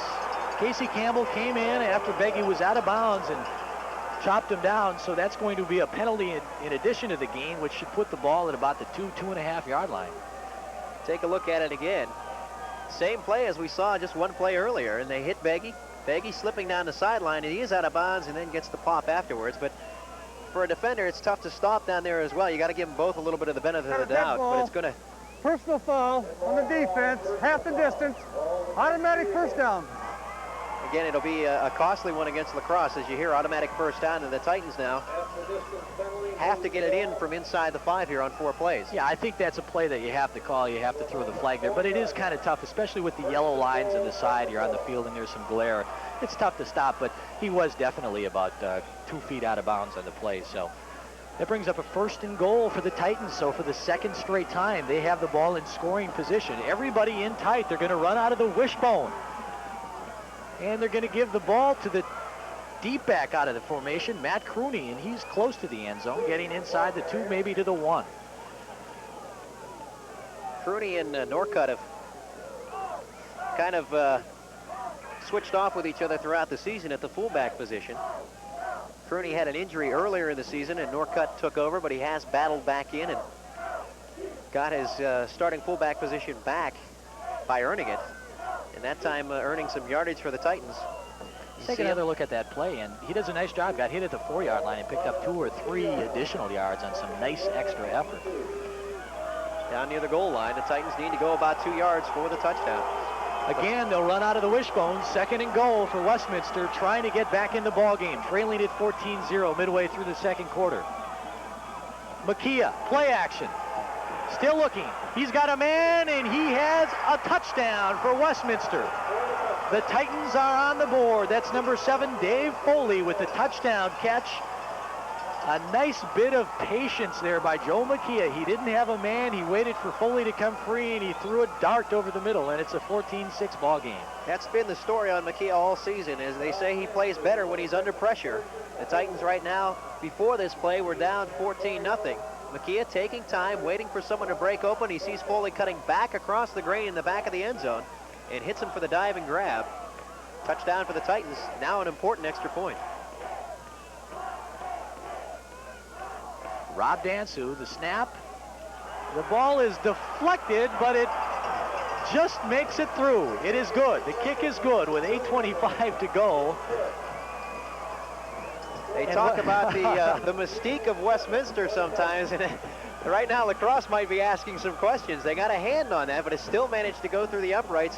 Dansu, again, it's like kicking a sack of potatoes. That ball is just hard as a rock. Santorio got the hold down and the tip, but it still goes through the uprights, and that helps out Westminster's cause. Now they trail by 7. This game just got very interesting now. Now it looks like the Westminster offense is running on all cylinders, and I think, you know, most people would have come here before the game and said, hey, we're going to have a low-scoring football game. Nobody can run around, but we've played a little more than 20 minutes of football. We've already got 21 points on the board. We've seen a different offense for the Titans so far. We've seen a shotgun formation, we've seen a wishbone formation, and we may see a lot more before the afternoon is out. La Crosse, as long as they keep the running game going, right now their key concern is keeping the ball away from Westminster. They did a nice job of it early in the 1st quarter, and I'm sure on this drive here they'd like to do the same thing again. A long churning drive down the field and hopefully end up with 6 at the end of it. CNAIA Division II championship game, 8:25 to go here in the first half. La Crosse leading Westminster 14-7, and Dansu set to kick it off. Harold Owens and Danny Bridges deep to receive, and Dansu hits this one straight down the middle, and it's going to be taken by the up back for La Crosse, and he loses the football, and it is still loose, and Westminster says they have it. Let's wait and see. There's a whole lot of fighting going on underneath that pile right now. And it's not exactly clearing off either. It looked like Tom Mischel, number 35 for La Crosse, is the guy who caught the ball and returned it. It is Westminster's football. See who the guy is that springs it loose here. And the ball actually squirting out of there on the tackle. Pete Casciabera was the guy who knocked him down, and the ball squirting out of there. And we think number 91, Rob Labar, is the guy who came out of there with the ball. We're not saying he's the man who recovered it, but he's the one who had it last, and that's what counts. So Westminster, with a big break here, gets the ball 1st and 10 from the 37-yard line of La Crosse, and going to put some more pressure on him. Splitting 2 receivers out to the near side, the bottom of your screen. But they'll run it straight ahead to Tokar. Good yardage, gets through for about 4, maybe 5 yards before he's gang tackled there. John Mirasola again making the wrap. He's been in on a lot of the defensive plays today for La Crosse. And he's no small guy either. 6 foot, 231 from a high school by the name of Brookfield. And oddly enough, we have a Brookfield that's about 10 minutes from Westminster. I don't think it's the same high school, but same name there. It's a small, small world, Jerry. Second down and 6. They spotted on the 32 of La Crosse. This time they send the 2 wide receivers to the top of your screen. Tokar and Crooney. This time Tokar's going to get it, and he got the ball, but not much more. John Wilsius, number 76, in to make the hit, and gets a little help from Sean Starks, number 86, in that La Crosse defensive line, trying to get the fans who made the trip here a little fired up, and this is the kind of play to do it. You see the 2 guys pulling out that time for Westminster, getting out a little bit ahead that time. La Crosse slipping behind the seam and making the stop. 7 minutes, 10 seconds to go. 14-7 La Crosse leading here. NAIA Division II championship game. Third down, 7 yards to go. Makia straight back. Looking. Foley with a nice catch close to the first down. Very nice grab by Foley on the far side, and I think he got the first down. Looked like he was past the marker when he made the reception. It all depends on situation where he went out of bounds, because he actually had to come back a little bit for it. Again, Makia dropping back as we hear the cheering in the background. It is a first down. But Foley with the grab, you see he's ahead of the marker when he makes the grab, then is knocked back. A lot of hard hitting going on in the field here. While the first quarter belonged to La Crosse, the second quarter has been basically almost all Westminster. They've had the ball a majority of the 9 minutes that have been played here. First and 10, Titans with the ball on the 26-yard line. Again, trying to stretch out that field, splitting a couple of receivers to the bottom of your screen. Here's a give to Tokar. Through the left side for about 8 or 9 yards. And again, Tokar is starting to warm up a little bit. I'm starting to wonder if the sun is maybe warming up this field a little bit. It seems like they're getting better traction than we saw earlier in the first quarter. And a speed game getting to go a little bit. Tokar, Makia with a backside handoff, and you see him cut up through the middle. He's squirting between the defenders, and that's the Brad Tokar that Westminster fans are familiar with throughout the season. He's got the speed to hit the hole quickly and that good vision. They give Tokar officially 7 yards on the play, bringing up a second down and 3 yards to go from the 19-yard line. Foley to the left, Osborne to the top of your screen. They run out of the eye and play action, and they're going to throw it again, and that's complete inside the 10-yard line. A beautiful route by Chris Osborne on the top of your screen. He went down about 13 yards and just turned it to the sideline. He was wide open, and Westminster has a guy who can put it on the money. He's been doing it all year long. He's been doing it his entire career, actually. Makia dropping back. He's never lost in a Titan uniform, and he hits Osborne for the reception. Titans line Foley that time up on the left side, and kind of as a decoy, I think, on a passing down there, expecting to go into the end zone. And the Titans take advantage of it, get Osborne on a nice down and out, and now a first down for Westminster. First and goal from the 6.5-yard line. 5 minutes, 37 seconds to go. Westminster trying to go in for the tying touchdown. Throw over the middle, and I think we're going to get a penalty flag. Foley, the intended receiver, but Hayroth hit him, and he hit him a little early. Tim Hayroth, the sophomore from Lodi, got there about a split second too early. Good camera work here as they pick this one up. You'll see the receiver cutting across, and then you see Hayroth with the bump. And again, I don't know how much the footing is a situation there, but nonetheless, it's going to be an interference call, and that benefits Westminster again. La Crosse bringing in its short yardage defense. It'll be a half the distance to the goal call, bringing up another first down for the Titans. Been really a couple of key mistakes on this drive by La Crosse that have helped out Westminster. Of course, the fumble would set it up, and a couple of penalties which have given them first downs, keeping the drive alive for Westminster, giving them more of an opportunity to get it into the end zone. La Crosse going to take a timeout. You can see some of the fans here getting fired up. It's 14-7, and right now, head coach Roger Herring for La Crosse, I think, took that time out to say, hey, fellas, the momentum of this game is turning. Let's get it together.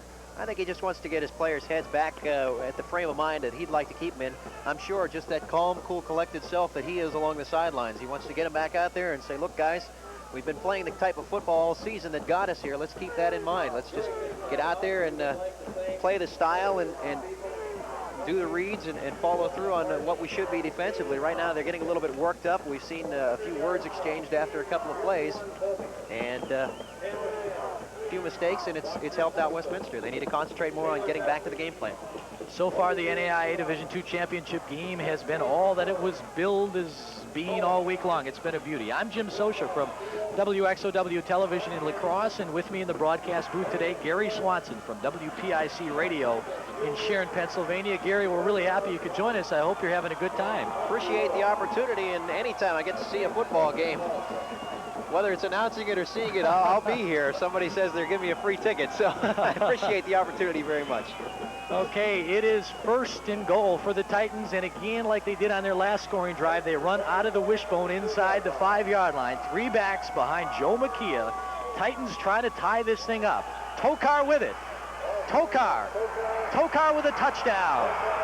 He really took a hit at the goal line, but apparently had the ball over before he took the shot.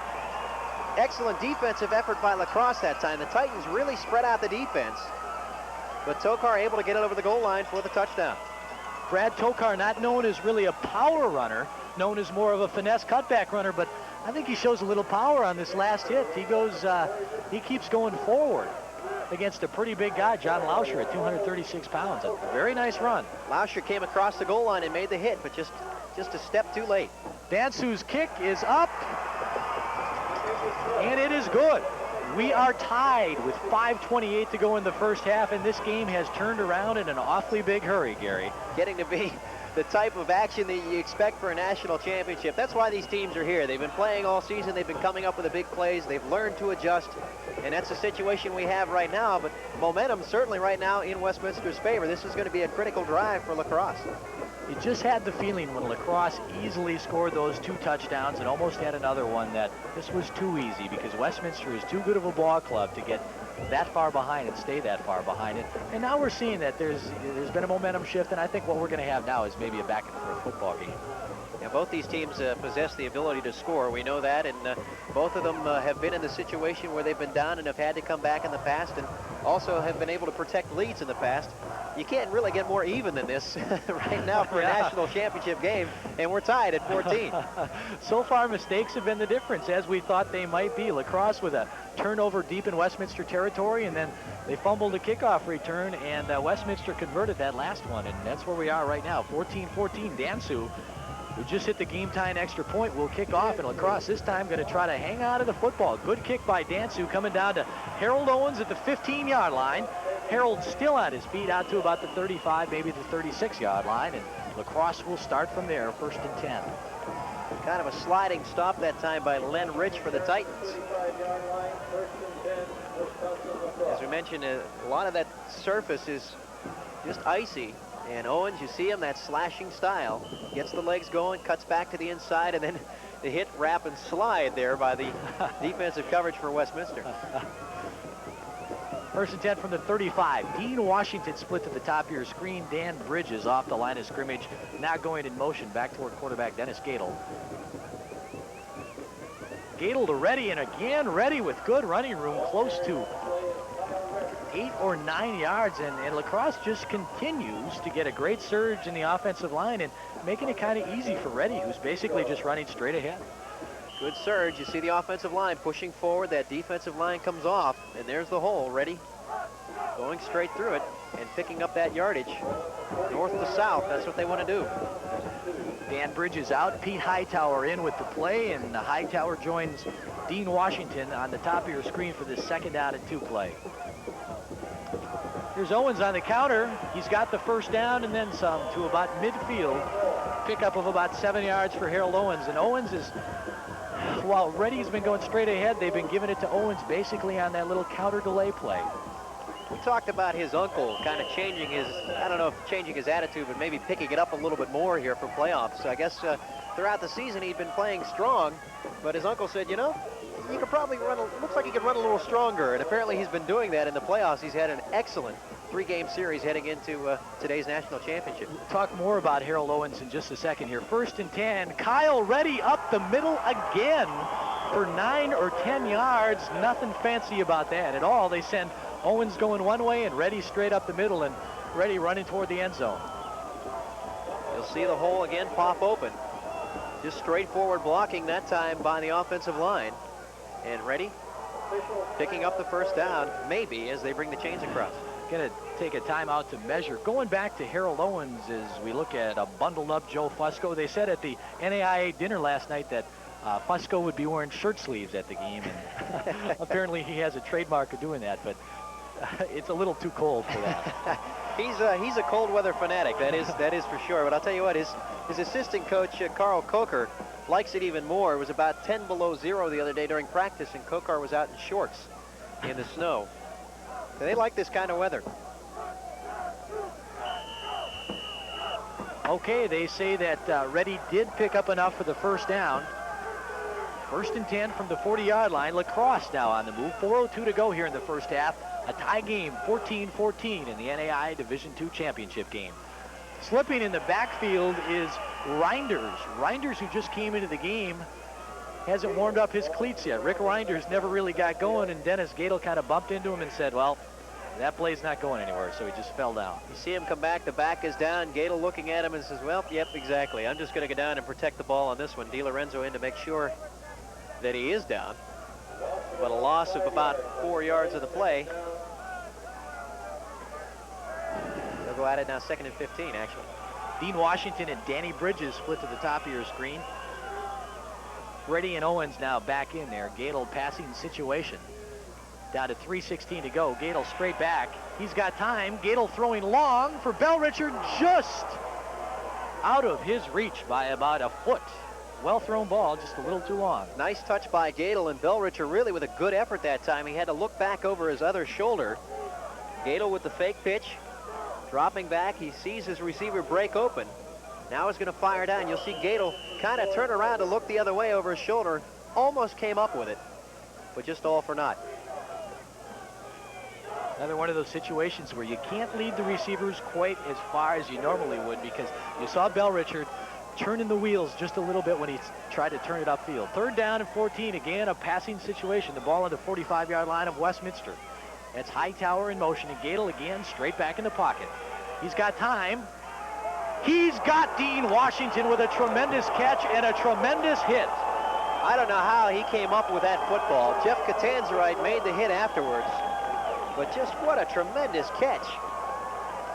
It didn't look like there was any way that he was going to get the ball in between the 2 or 3 defenders here, but it's a perfectly thrown pass, and you're not going to see a better tough catch over the middle than that. Get a different angle here. You'll see Gadel dropping back. Good protection. Firing downfield. There's the catch and the hit. He'll be feeling that hit for a while, but after making a catch, sometimes you forget those quickly. Lacrosse inside the Westminster 30. They spotted at the 28. Here's Kyle Reddy down to about the 25-yard line, off tackle, and not much running room. That's the first time he hasn't had much room in quite a while. Len Rick came in to make the play. 5 foot 10 inch, 215-pound sophomore linebacker from Newcastle, Pennsylvania. 2nd down now, 7 yards to go for Lacrosse. They'll send Washington out to the left, and Pete Hightower, freshman wide receiver who's really come on strong in the last half of the season. He's been a bit of a pleasant surprise for the Eagles, and that gives them some flexibility with 3 or 4 guys who can play that spot. Harold Owens for about 4, maybe 5 yards down to about the 21-yard line. Matt Raich, the linebacker that time for Westminster, tried to slip inside and got picked up by the left tackle. And Owens cutting inside to get that extra yardage. We're down to 1 minute and 50 seconds to go in the first half. Lacrosse trying to untie this game. It's 14-14. Joe Fusco doing a little pacing on the sidelines. Wants his defense to rise to the occasion here. 3rd and 2, they're going to give it to Reddy. And Reddy really driving his legs, and he's going to be close. I think he may have picked it up. Looks like from where the linesman is standing, he may have picked it up from our angle. 1.5 minutes to go. Dean Washington runs up to the official, and I think, well, he was thinking about taking a timeout, but Roger Herring says, no, go ahead, run the play. They've already called it. Plenty of time for Lacrosse here. 1st and 10 at the 17-yard line. Clock now rolling again with 1 minute 26 to go. Gadel straight back, throwing the out pattern again to Washington. Washington has it, and a good tackle out there. Lewis Berry making a stop. Berry possesses probably the most speed of any of the Titan defenders. Really quick, and once Washington made the catch, he was able to get out there and just kind of slide him out of bounds. Not much of a hit required. Once you kind of push those guys, you're going to continue in that direction. Dean Washington, as we've got a minute 19 to go here in the first half of the clock stop. Dean Washington, the Eagles' good-looking wide receiver who, when he walked onto the airplane the other day, looked like the cover man for GQ magazine. He tells us that he dabbles a little bit in modeling. He works for an agency in his spare time up in Minneapolis, and you can't argue with him. The guy should be on the cover of more magazines. Here's the give to Reddy up the middle. Short yardage. Going to be short of the first down. Picked up maybe 2.5 yards on the play. Pat Shannon in to help out on the stop for Westminster. That's a name that folks back in the Pennsylvania area are familiar with a couple of national champions. Notre Dame was, of course, national champion last year. Pat's brother Brian is a backup offensive lineman for the Fighting Irish. Eagles take a timeout with 1 minute 11 seconds to go here in the first half. Game tied 14-14. You see it there. We're at Fawcett Stadium in Canton, Ohio, home of the Pro Football Hall of Fame. But as you're going to find out in our halftime show, home of a lot of other little interesting things. This is a community on the move, and they've worked real hard the last few months getting ready for this game. They worked very hard to convince the NAIA to come here as we look at the Hall of Fame now. Had a chance to tour that the other night, and it's a tremendous experience. If you spend 1 hour there, you wish you could spend 2, and if you spend a day there, you wish you could spend 2 days, because there's a whole lot of interesting stuff for football fans and even your casual football fans to see. Yeah, there's so many things to pick up on, even just some of the old style equipment. You'll think, my gosh, these guys played in this stuff, but it gives you a tremendous feeling walking through the halls of the Hall of Fame. But as you mentioned, there's a lot more here. The NAIA taking note of that. There's a possibility they may be moving their main offices here to Canton in the next couple of years. 3rd and 1, 1:11 to go. We're tied at 14. Lacrosse trying to get the first down. The pitch to Harold Owens, cuts back inside. He has, well, I don't know. That's going to be very, very close. Looked like he was going to get it, but Westminster pushed him back at the last minute, and they may have to measure. Pat Shannon, the linebacker at that time for Westminster, shooting the gap and overshot Owens a little bit. And again, we're going to have a measurement. Owens doing a nice job, really, of cutting back that time on what we know is a very slick part of the field. Boy, it looks like it's going to be very close. We're down to 1 minute and 4 seconds to go. I think he might be a little shy. He's a little short. This brings up an interesting decision for head coach Roger Herring. What do you do? 1 minute 4 to go, 14-14. Do you go for it? Championship ball game. I would say going in with a touchdown at halftime would be much better than a 3-point lead.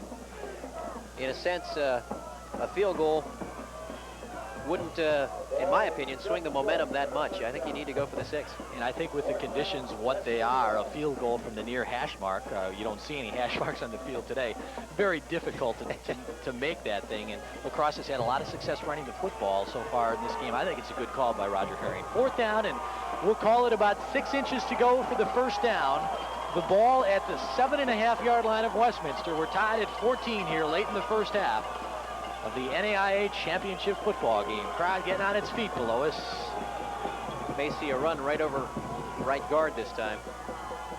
Here's Reddy. He's got the first down inside the 5-yard line. Nothing fancy. Again, just straight ahead drive blocking, and Reddy easily picks up the first down. Right behind the right guard, Terry Strofe, 6'3", 283 pounds, and I guess he's one of the premier shot putters in the nation.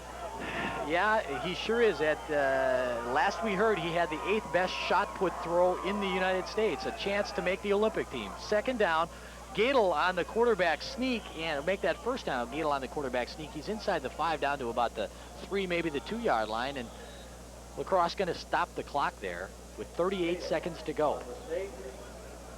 Yeah, things over a little bit offensively. Strofe, a perennial All-American in the field events in track, shot put and the hammer throw, and he's got a very good chance, they tell me, at making the Olympic team in the shot put. He's going to take some time off after this game, just rest a little, let his body recuperate from the long, tough season, and then he's going to go for it. He's going to give it his best shot, and his coaches tell me that they wouldn't bet against him.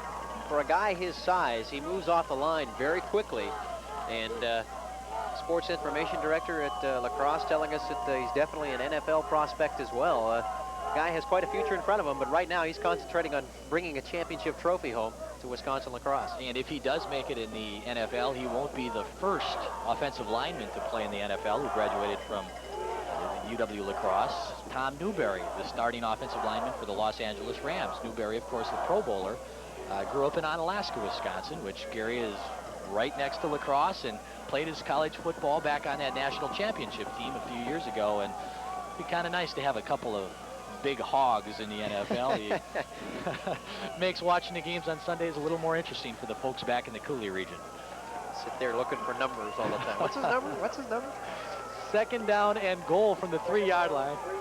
They send Washington and Pete Hightower wide at the top of your screen. The give is to Reddy, and he's not going to get anything, and the clock continues to run with 33 seconds. Lacrosse hurrying to the line, the clock still rolling. Todd Fedor that time shot through to make the stop behind the line of scrimmage, and Lacrosse now with a quick play. Gadel throws the ball out of the end zone. Lacrosse was out of timeouts, and that brings up a 4th down with 21 seconds to go, and this is a very interesting call. I think we're going to see Chris Schumacher, the field goal kicker, here. Now I think you have to go for that. On a 4th down, you don't want to take the chance of having the defense of Westminster rise to an occasion and actually come up with a big momentum boost with a stop here inside the 5-yard line just before halftime. You want to get some points on the board, so I think we will see that field goal unit on the field as they come in. That timeout that Lacrosse called during the second touchdown drive for Westminster turns out to be a key, because I kind of think they wish they had it right now. They had a waste a pass there just to stop the clock. It'll be a 20-yard field goal. Schumacher with the ball directly in the middle of the field. He's 2 for 2 on extra points so far. Another high snap. This kick is up, and it is right down the middle. With 18 seconds to go, Lacrosse gets the lead back at 17-14. Another nice drive by the Eagles, but I'm sure they're a little bit disappointed that they weren't able to get it in the end zone. Yeah, I think they would have liked to have come away with a touchdown there, but again, you still get the 3 points. We have a player down on the field right now. It's a Westminster player, the Titan trainer out there on about the 5-yard line. I don't think we've got a number on him. Checking things out right now. He appears to be in a little bit of pain down at the 5. The Titans right now, though, their defense has to be kind of happy with the situation. They came away with only giving up a 3-point situation there rather than the touchdown. Lacrosse, they get some points on the board. So right now, both teams, I suppose, kind of happy with the situation at hand, and Lacrosse back with the lead right now. It's really been an entertaining football game, hasn't it? I didn't expect this many points to be scored in the entire game with the field as slippery as it is, but it's been entertaining. Oh, definitely. We still have a whole second half to come yet. Still 18 seconds remaining in the first half. And slick field, a lot of times, you know, a big play could be the game breaker, which was the case last year. 7 seconds remaining, and the Titans hit the touchdown pass from Joe McKeah to Dave Foley in the final seconds. So anything can happen on a slick, wintry field here in Canton, Ohio. I'm not sure, but I believe that's number 28. Is that Lewis Berry? As we take a look at the Eagles sidelines, I think it might be Lewis Berry. Starting defensive back for Westminster, hobbling off the field on the far side. We take a look at the Eagles trying to keep the feet warm. A lot of people trying to do that here this afternoon. Not many people sitting in the stands today. I think that they find out when you sit down, if you stand up, move around a little bit, you can get that blood circulating a little bit. Here's Schumacher running up on the ball, and he hits a good kick down the middle, and that one is going to just make it into the end zone. A nice kick. He kept it low and got it over the receiver's head, and with 18 seconds to go, the Titans will take over 1st and 10 on their own 20-yard line. Hey, Channel 19, WXOW back in Lacrosse. Some of the folks who made the trip, Jim Choke Sosha, I have to respond to that. They're talking about my putting game, and I admit I missed a few 3-foot putts on television this year, but I'm going to buy a new blade in the off-season, and it's going to be a whole new Sosha. They're going to be calling me Sosha the Blade. Just have to get them to trim the green so you have that funnel effect. That's what we do down in our area. It's always the equipment or the conditions. It's never the putter. 18 seconds to go. 17-14, Lacrosse on top of Westminster. And let's see what the Titans decide to do here with just a few seconds to go. McKeah just going to kneel down and let the clock run out. So that's the way it's going to end, as time will expire in what has been an extremely entertaining first half of football here at the NAIA National Championship game. Lacrosse has the edge, but This is anybody's game as we go to the second half. We're at halftime right now. We will be back with more from the NAIA Championship football game in just a moment. It's La Crosse 17 and Westminster 14. Thousands of lives are lost each year to heart disease. To help reduce that loss, Gunderson Clinic and Lutheran Hospital have established the Wisconsin Heart Institute. Our doctors are specialists in the treatment of heart disease, using the latest methods and equipment for effective cardiac care. They work right along with your doctor, so your heart disease can be cared for close to home. The Wisconsin Heart Institute. You did the laundry. Oh, man. And you got paid. You're an adult now.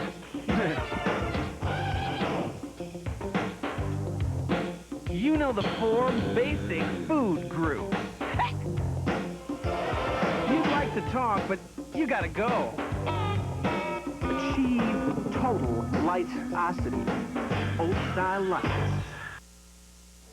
Imagine a world beneath the sea with an enchanted McDonald's of pure fantasy, where the Little Mermaid's friend Sebastian and Flounder the fish come to life to grant your holiday wish. Buy a $5 book of McDonald's gift certificates and get a free plush ornament, either Flounder That's me. or Sebastian. I always knew I'd be famous. From the all-new Disney animated feature, The Little Mermaid, now in theaters everywhere. So come to McDonald's, hurry along, like a true fantasy. It's here then, explore. Your holiday place, McDonald's.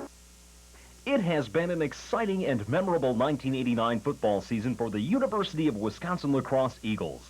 A well-deserved congratulations from Schaller Jacobson, Burger King of La Crosse, the Island Inn, the Athlete's Foot, Crescent Printing, and Torrance Casting. Once again, to the players and coaches of the UW-La Crosse Eagles football team, a well-deserved congratulations on a great 1989.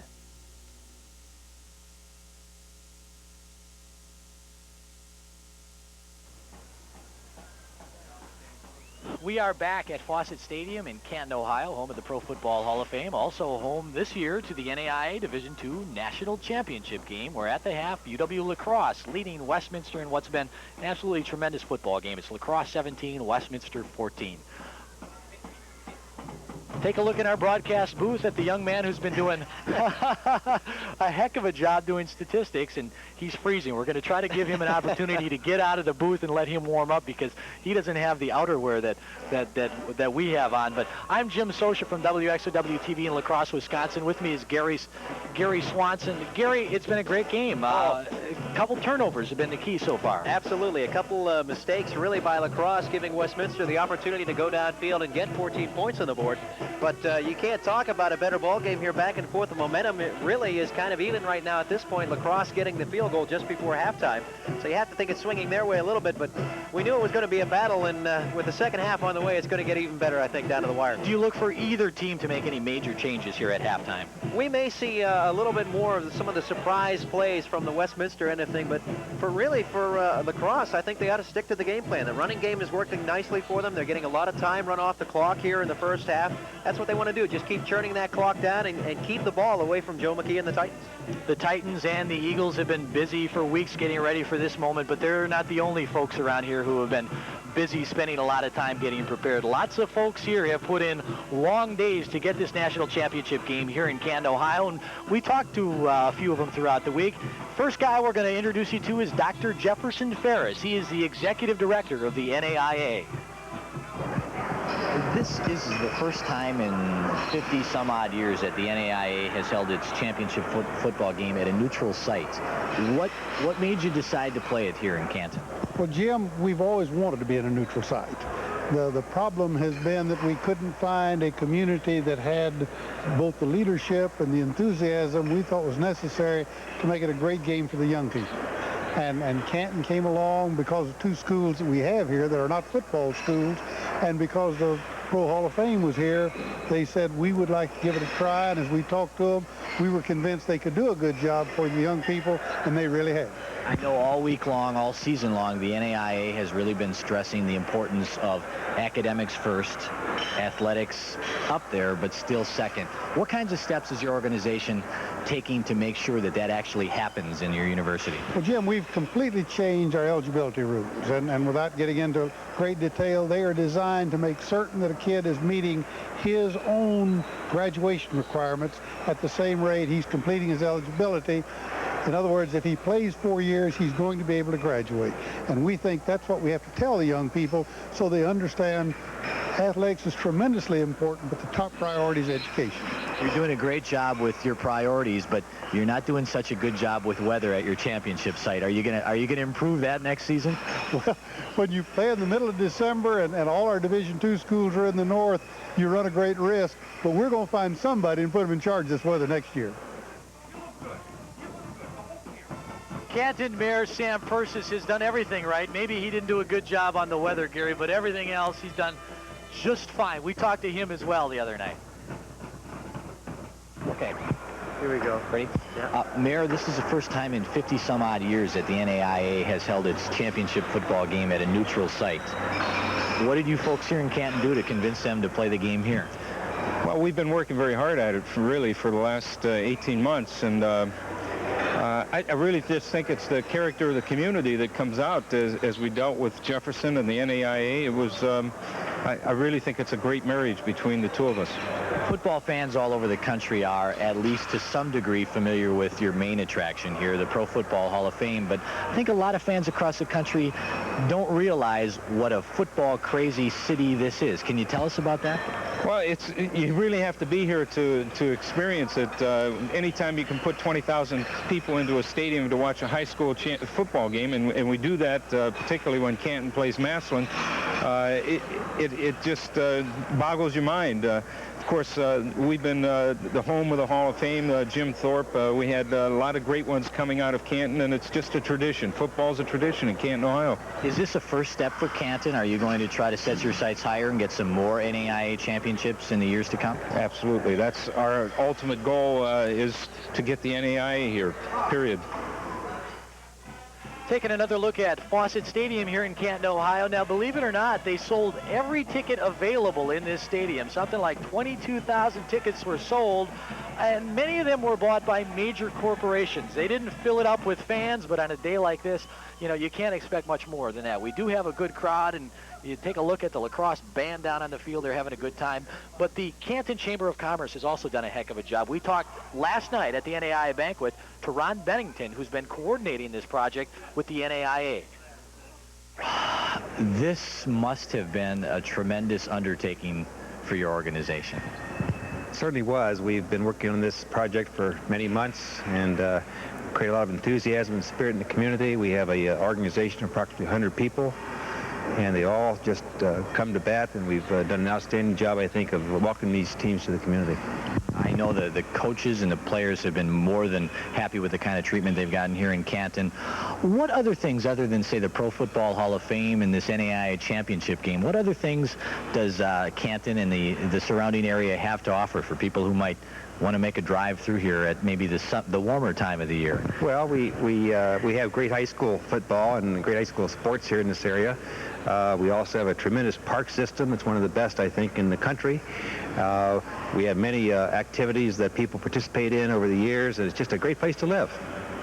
Are the citizens in this area really interested in this ball game? I know Westminster isn't too far away. Lacrosse, they probably don't know much about. Are they excited about this thing? Well, we sold 23,000 tickets for tomorrow's game. That shows the interest, I think. Boy, that must have been a real tough thing to do, to get that many ticket sales. We had people coming in today when we had 4 inches of snow on the ground, buying tickets today for tomorrow's game. So that's exciting to us. Well, there's the field. They've gotten most of the snow off the ground in the last 24 hours. We were nailed with about 8 inches last night, and it spent a couple hours blowing around, but the grounds crew has done a pretty good job getting it off the field. We are midway through halftime. Lacrosse leading Westminster in the NAIA Division II championship game. We're going to be taking a break, and we will be back with more of the NAIA championship football game After this, we're at halftime. La Crosse leads 17-14. Bree Swanson back at Canton Fawcett Stadium, halftime of the NAI Division II National Championship game. Gary, it's been a good one so far, hasn't it? Excellent ball game. You can't ask for much more in a national championship game, and I know it's going to get even more exciting down here to the wire in the second half. La Crosse coming out early, establishing themselves with a good drive. They were stopped early, but managed to get it in on the second drive, and eventually went up 14-0. The Titans battling back to tie it up at 14, and then a field goal just before halftime, putting La Crosse on top. That gives us our halftime score. But just a tremendous outing, and you expect that from two teams that have made it to a national championship game like this. Two teams have made it, and two teams have had a lot of fans who have made it to Canton this weekend. The longest trip, of course, would be the one made by the UW La Crosse Eagle backers, and we spent some time talking to the folks who came up with the team and some of the folks who came up with the bus. It's about a 700-mile trip, and right now we want you to meet Herb French. He is the president of the UW La Crosse Quarterback Club. I'm not sure if you're aware of this, but if La Crosse can win this game, you're going to go down as one of the 2 quarterback club presidents of all time to go out with a national championship. That must be a special feeling. It really is. I think we've already set a record by having the most victories in one year, so this is all that's left, and it's the way to go out. Your organization has done a lot getting people to and from games. I understand you had a plane trip and a bus trip out here to Canton. Yeah, that's right, Jim. And some of us flew in Thursday night, and some others took quite a long bus ride today, but saw a little bit of the country. And we were real pleased to bring 2 of the players along and our seniors on the squad. They had gotten injured during the playoffs, and the quarterback club brought them along here so they could enjoy the spectacle also. By no means is the quarterback club a group of fair-weather fans, though. You guys are on the road every week, aren't you? Definitely. If there's an out-of-the-town game, we've got a bus going to it no matter where it is, and we usually fill them up. We've had buses to Baker, Kansas, and Lincoln, Nebraska this year, and plus the conference games. What will the Herb French legacy be after you retire as quarterback club president? Oh, I don't think there really is. I think it's a national championship, and we'll just go on and keep doing this. It's a heck of a lot of fun. Okay, Herb French, a familiar face to most of you folks back in the La Crosse area, the Cooley region. If you've seen him and you're wondering, God, where have I seen that guy before? How about the Children's Miracle Network Telethon? Herb every year is one of our marathon men who sits there for 20-plus hours and does a great job raising funds for some kids who really need it, and we appreciate all the help we get from Herb throughout the Miracle Network Telethon, and I'm sure all the fans and all the players, and certainly we do too, appreciate all the work he does for the UW La Crosse football program. He was accompanied on this trip by Mr. Pat Stevens. Pat is the executive director of the UW La Crosse Alumni Foundation. We'd like you to meet Pat Stevens right now. A lot of people out there, other than the fundraising efforts that you go through. I'm not that sure what your organization does. Tell me. Well, the UWL Foundation is the service branch for the university. We are the official fundraisers and the official depository for private dollars that come to our campus to support the university as a whole. Football program has been tough for a number of years. How big of a boost is that for your department, getting extra dollars into the University of Wisconsin-La Crosse? Well, as a non-scholarship school, it's a piece of the puzzle. Certainly having a successful football program and seeing pieces in the daily paper and in Today and USA's Today paper was most helpful and so on. But most of our alumni support the campus as a whole rather than a particular sport. But having a nationally ranked football program is certainly great for our exposure and helps our overall efforts. Let's talk numbers for a minute. How many UWL graduates are there out there? We have a little bit over 30,000 UWL grads that have gone through our campus and earned degrees over our 80-plus year history now. And in Wisconsin alone, we have about 14,000 of those graduates. So Wisconsin is home turf for most of them. And are you finding that a good share of them are pretty generous when it comes to contact with your office? Well, we do. We have the best ratios, I think, of any of our sister institutions in the entire Wisconsin system. For those that are contacted and say that they'll give or support something, UWL is well received. And we're back here at Canton's Fawcett Stadium at halftime. I'm Gary Swanson, and joining me right now is the president of Westminster College, Oscar Remick. This is your third year at Westminster and your second opportunity at a national championship. Oh, I know. It's amazing, isn't it? What does this, as a result of a national championship, the exposure in that, not only for the athletic program, but how does it help out the school? Well, I think it gives the school an opportunity to present its true image. We are, first of all, of course, a good academic institution. And in spite of all the attention given to these programs, if you ask Joe Fusco, our coach, it's still academics at Westminster first and foremost. And I think getting that image out to a broader public is good not only for Westminster, I think it's good for higher education. So we're very proud of our players. One thing we talked a little about during pregame was the fact that the students were actually taking final exams this week, and some this morning, just prior to this national championship game. So. Oh, yes, that's exactly the case, and we couldn't change that schedule for anything. We had our teams out in Washington last week, and Joe had them in the library and Friday afternoon, and they were studying in the airport at midnight when I was with them coming back to Pittsburgh. Right now at halftime, La Crosse on top by 3. Any outlook for the second half from a Westminster Well, I fan? think it's a very good game, and you would expect it to be a good game, and I have never doubted the capacity of this team of ours to do what they have to do. And so I'm looking forward to a good second half, and I think we'll be very proud at the end of this game. They talk about a commitment to excellence at Westminster, and Oscar Remick certainly, I'm sure, proud of that from a presidential standpoint. Oh, I certainly am. And also from what's going on in the football field this afternoon. Oh, yeah, not only an excellent team and excellent coaches, but excellent support fans around here. As you can see from the field across the way there, it's not only a day to watch a game, it's a day to be frozen and watch a game. Well, I hope you get warm here for the second half. I hope we all do. Oscar Remick from Westminster College, our halftime score, Wisconsin La Crosse 17 and Westminster 14. We'll be back in just a moment with the second half. 14, La Crosse leading Westminster in the NAIA Division II championship game. Our officiating crew seeing if the field is thawed out, and they probably didn't work too hard to find out that it has not. It's kind of funny and in a sense ironic. Of course, Westminster just a little bit north of Pittsburgh, where the Steelers, of course, have a few folks in this Hall of Fame here in Canton and are known for playing in this type of weather when the NFL season rolls on. And La Crosse, a lot of Green Bay Packer fans from up there, another one of the great dominant teams for the NFL, who also have a number of folks here in the Hall of Fame. And here we have another snowball here this afternoon.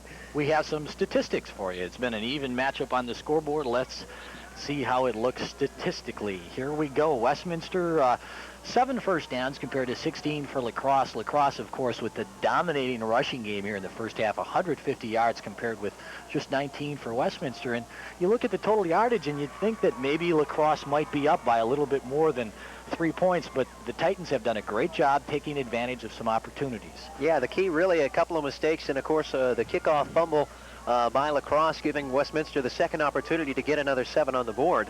But yeah, you look at the total yardage, La Crosse, again, we talked about it earlier in the pregame, field position going to be a big part of the game. La Crosse has had decent field position. They've taken a lot of time churning up the yardage, and they've gotten some points out of it. But right now, with the second half on the way, I'm sure they want to get a lot more here on the board.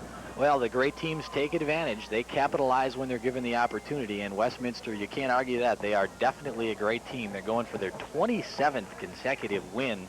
They have not lost since the 1987 season. Some individual stats, Gary. Just, yeah, taking a look at it, ready for La Crosse already has 108 yards on the afternoon on 21 carries, and Owens has 13 carries for 64 yards. His longest was a 13-yard gain. But a pretty balanced attack between those two individuals, and Gadel himself has 3 carries for 12 yards. So, you know, that balanced running attack has been the effective part of the La Crosse offense here in the first half. Okay, we're just about set to go here in the second half. Westminster will receive. Chris Schumacher will be doing the kickoff for the Eagles, and it's another line drive, and it's going to come down to Mark Aiken, and he's going to go straight up the middle. The 20, the 25, just outside the 35-yard line, and I like the way he just goes straight ahead and hits that hole. If there is a gap there, he's going to shoot through it, but he doesn't waste any time. He does a nice job, again, of finding that seam and following the wall of blockers up the field. He gets to it quickly. Gary Beck made a nice hit on him to make the stop that time for La Crosse, and Westminster opening up with the football here in the second half. The sideline crew digging in those chains into the frozen tundra-like turf here at Fawcett Stadium. Good field position to start the drive for the Titans. They have it 1st and 10 on the 30. And it's the same starting backfield that they started the game with. It's Matt Norcutt and Joe McKee at quarterback, Norcutt the fullback, and of course Brad Tokar, who's got the ball here. The flea flicker back to McKee, and he is throwing long, and it is just a little bit overthrown. Mike Beggy had inside position on Fritz Leinfelder, and the ball was maybe 2 yards at most overthrown. We talked about it again, about Westminster pulling out the stops, and we'll take a look at it again. McKee hands off to Tokar. Tokar looks in the line, pops the ball back to Joe McKee, and McKee uncorks one long way down the field. I don't know if anyone has told head coach Joe Fusco that it's not a good day to be doing stuff like that, but you can see right there it was open. It's working. Maybe it is, in reality, a very good day to be trying this stuff, because on several occasions Westminster has come close to breaking a big play. Second down, 10 yards to go from the 30. Split backfield this time behind McKee, and he wants to throw it. McKee with lots of time coming over the middle, and it's caught by Beggy for a first down. You credit Mike Beggy for making that play happen. Beggy on a little post pattern down the field that time. Decided to come back and help out his quarterback.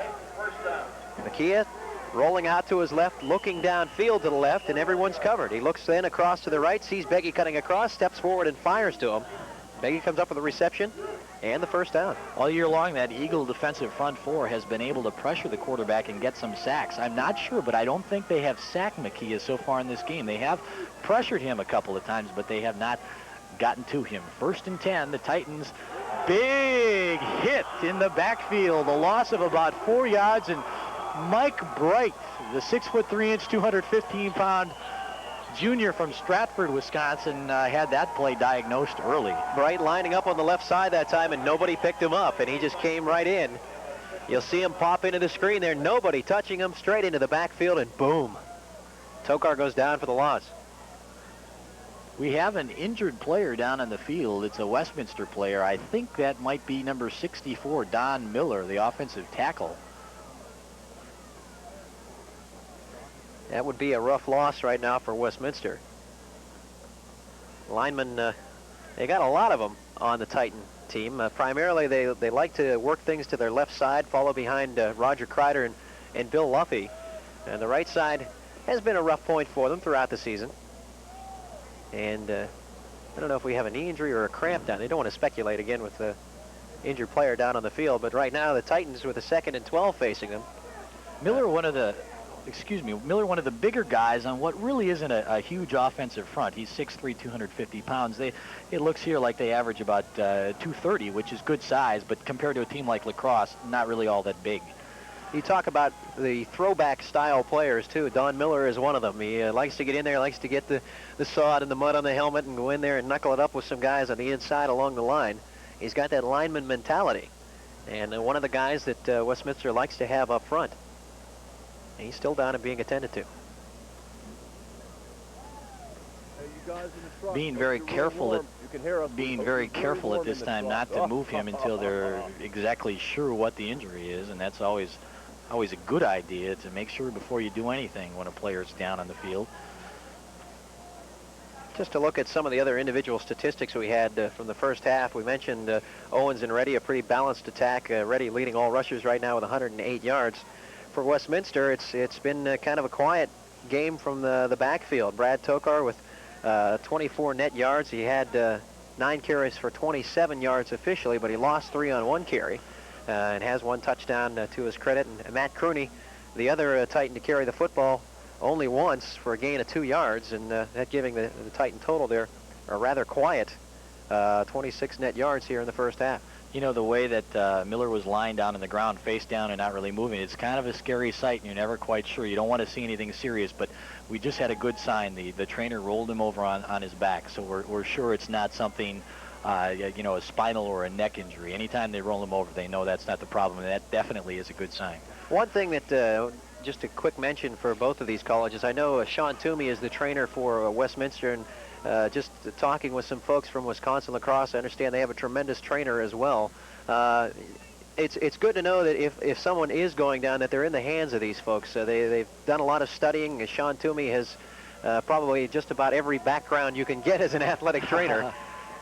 And things have gone well so far this season. The Titans haven't faced too many injuries.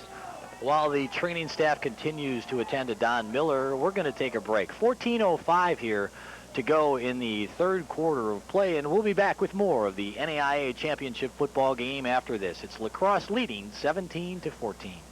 Stadium in Canton, Ohio. Jim Socia with Gary Swanson, and you don't like to see this. They have brought the ambulance out to the 40-yard line to pick up offensive right tackle Don Miller, who went down on that last play. We're not sure the extent of his injuries, and we'll try to update you just as soon as we know. But I just do want to repeat, when he went down with the injury, he was down face first in the snow, and it took them a matter of about 2 minutes, and then they decided to flip him over. So we're just hoping that it's not too serious. Miller came on this year expecting, well, not necessarily himself expecting, but I know the Titan coaching staff expecting him to be basically a backup for the Titan line. And he did battle his way into a starting position, has had continual improvement throughout the '89 campaign. But right now, I'm sure concern actually on both sidelines as Miller continues to be attended to down on the field. We've got 14 minutes and 5 seconds to go here in quarter number 3. La Crosse, after jumping out to an early 14-0 lead, saw that lead evaporate in a hurry as Westminster came back midway through the first half to tie it at 14-14, and then La Crosse again on the strength of a very impressive performance on the ground from Harold Owens and Kyle Reddy, drove the ball down, got inside the 10-yard line, was in pretty good position to get it in the end zone, but simply ran out of time, and they elected on a 4th and 2 play to settle for a field goal from old reliable Chris Schumacher, and that's where we stand right now, 17-14, as they are still taking their time getting Miller off the football field. Teammates right now for Westminster huddled on the sidelines, and as you see Miller onto the stretcher, they're going to put him up into the ambulance. Kind of a sad sight here for a championship game in the afternoon. You don't like to see things like this happen in any game, but you hear the applause there as Miller is put into the ambulance. Hopefully everything will be okay. It's always interesting to see how teams react after something like this. It's got to be tough to play when you see a teammate of yours getting put in the ambulance with what appears to be at least a fairly serious injury. For that matter, even an opposing player sometimes. Right. You're out there and you're in the fire of the game and concentrating so much on just getting in there and making the big tackle, and then suddenly you see that folks aren't infallible and they're not indestructible when they're out there, and when you're reminded of that, sometimes you become a little overcautious as well. We'll see what kind of an effect this does have on the remaining part of the ball game. Okay, we are just about ready to resume action as you see the ambulance leaving the playing field. It is 2nd down and 12 yards to go. Westminster with the ball on its own 38-yard line early here in the second half, and the fans on both sides of the field trying to whoop it up, partially to get fired up and partially just to try to stay warm here on a very cold day here in Canton, Ohio. 2nd down, 12 yards to go. Joe McKeah under center again, out of the play action we've seen all day, and he's going to throw again under pressure, over the middle, underthrown, looking for Foley down at about the 25-yard line. Andy Protaski was coming in from the backside that time, and McKeah got some extra time by a great block by Brad Tokar, but the pass a little short, plus Foley slipping downfield, it comes up incomplete. Another good job by that offensive line for the Titans, giving McKeah about 3, 4, maybe even 5 seconds to survey the field and then decide where he wants to throw it. And a good job by McKeah, too. The good quarterbacks are the guys who can go back there. They'll sense the pressure coming from the backside, and they know exactly when to get rid of it, and that's what McKeah does. And here's a formation we haven't seen, Gary, so far today.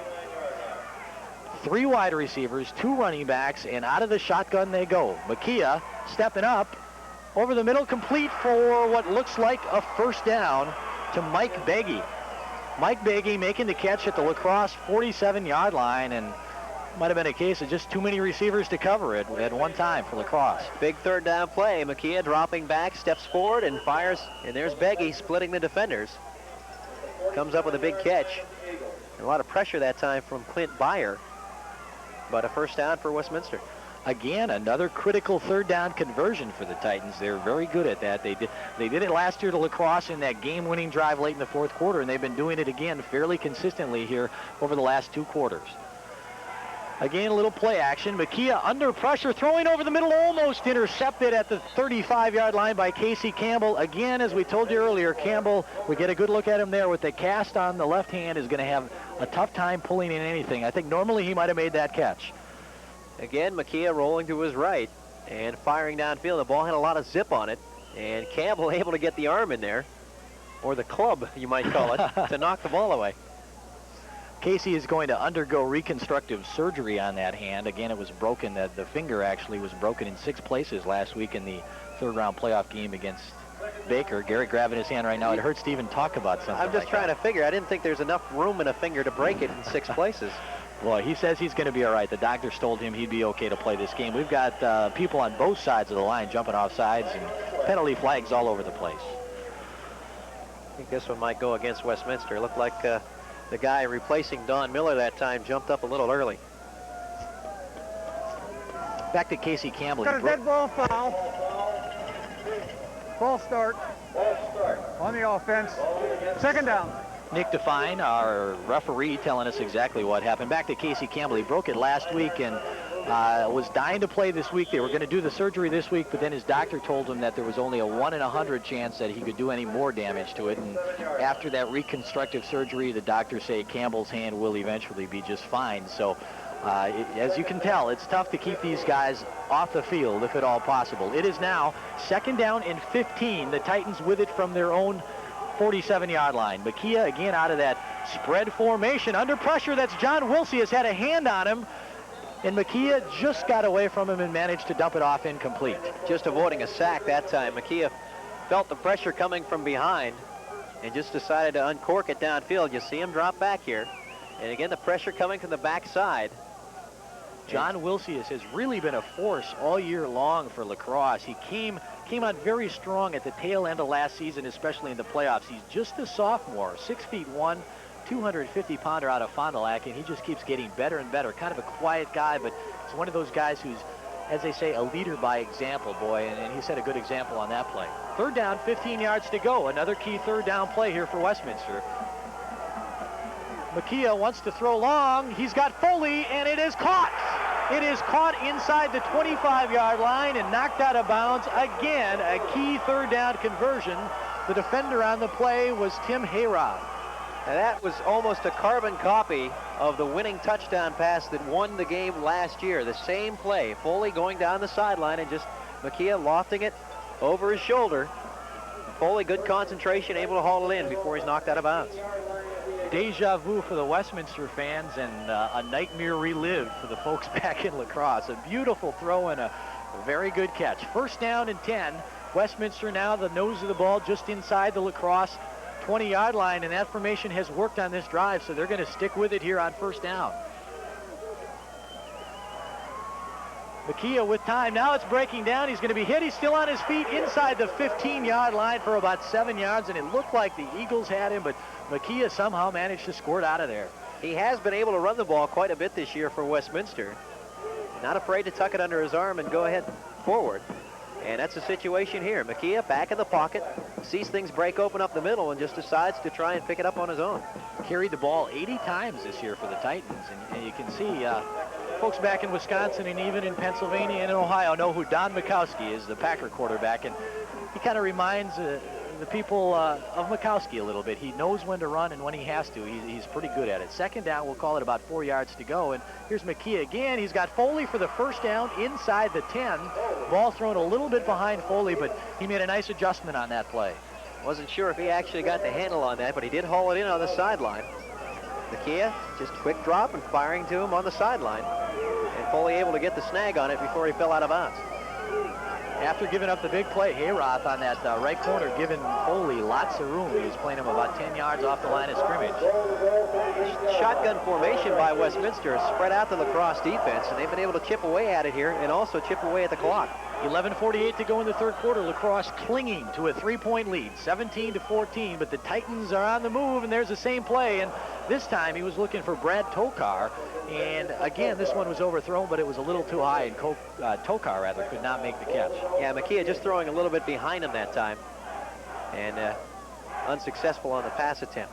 What is it, Gary, about this Westminster team? They're almost a better team on 3rd and long than they are on 1st and 10. It's uncanny. It's almost like they like pressure. They like that situation. That's why when we're going in at halftime here, talking with some Titan fans here, they said, "Oh, that's fine. We're down by 3. That's where we want to be right now." They seem to play better when the pressure's on. Well, that sounds very familiar to the football fans back in Wisconsin as well, the Packer fans I'm talking about.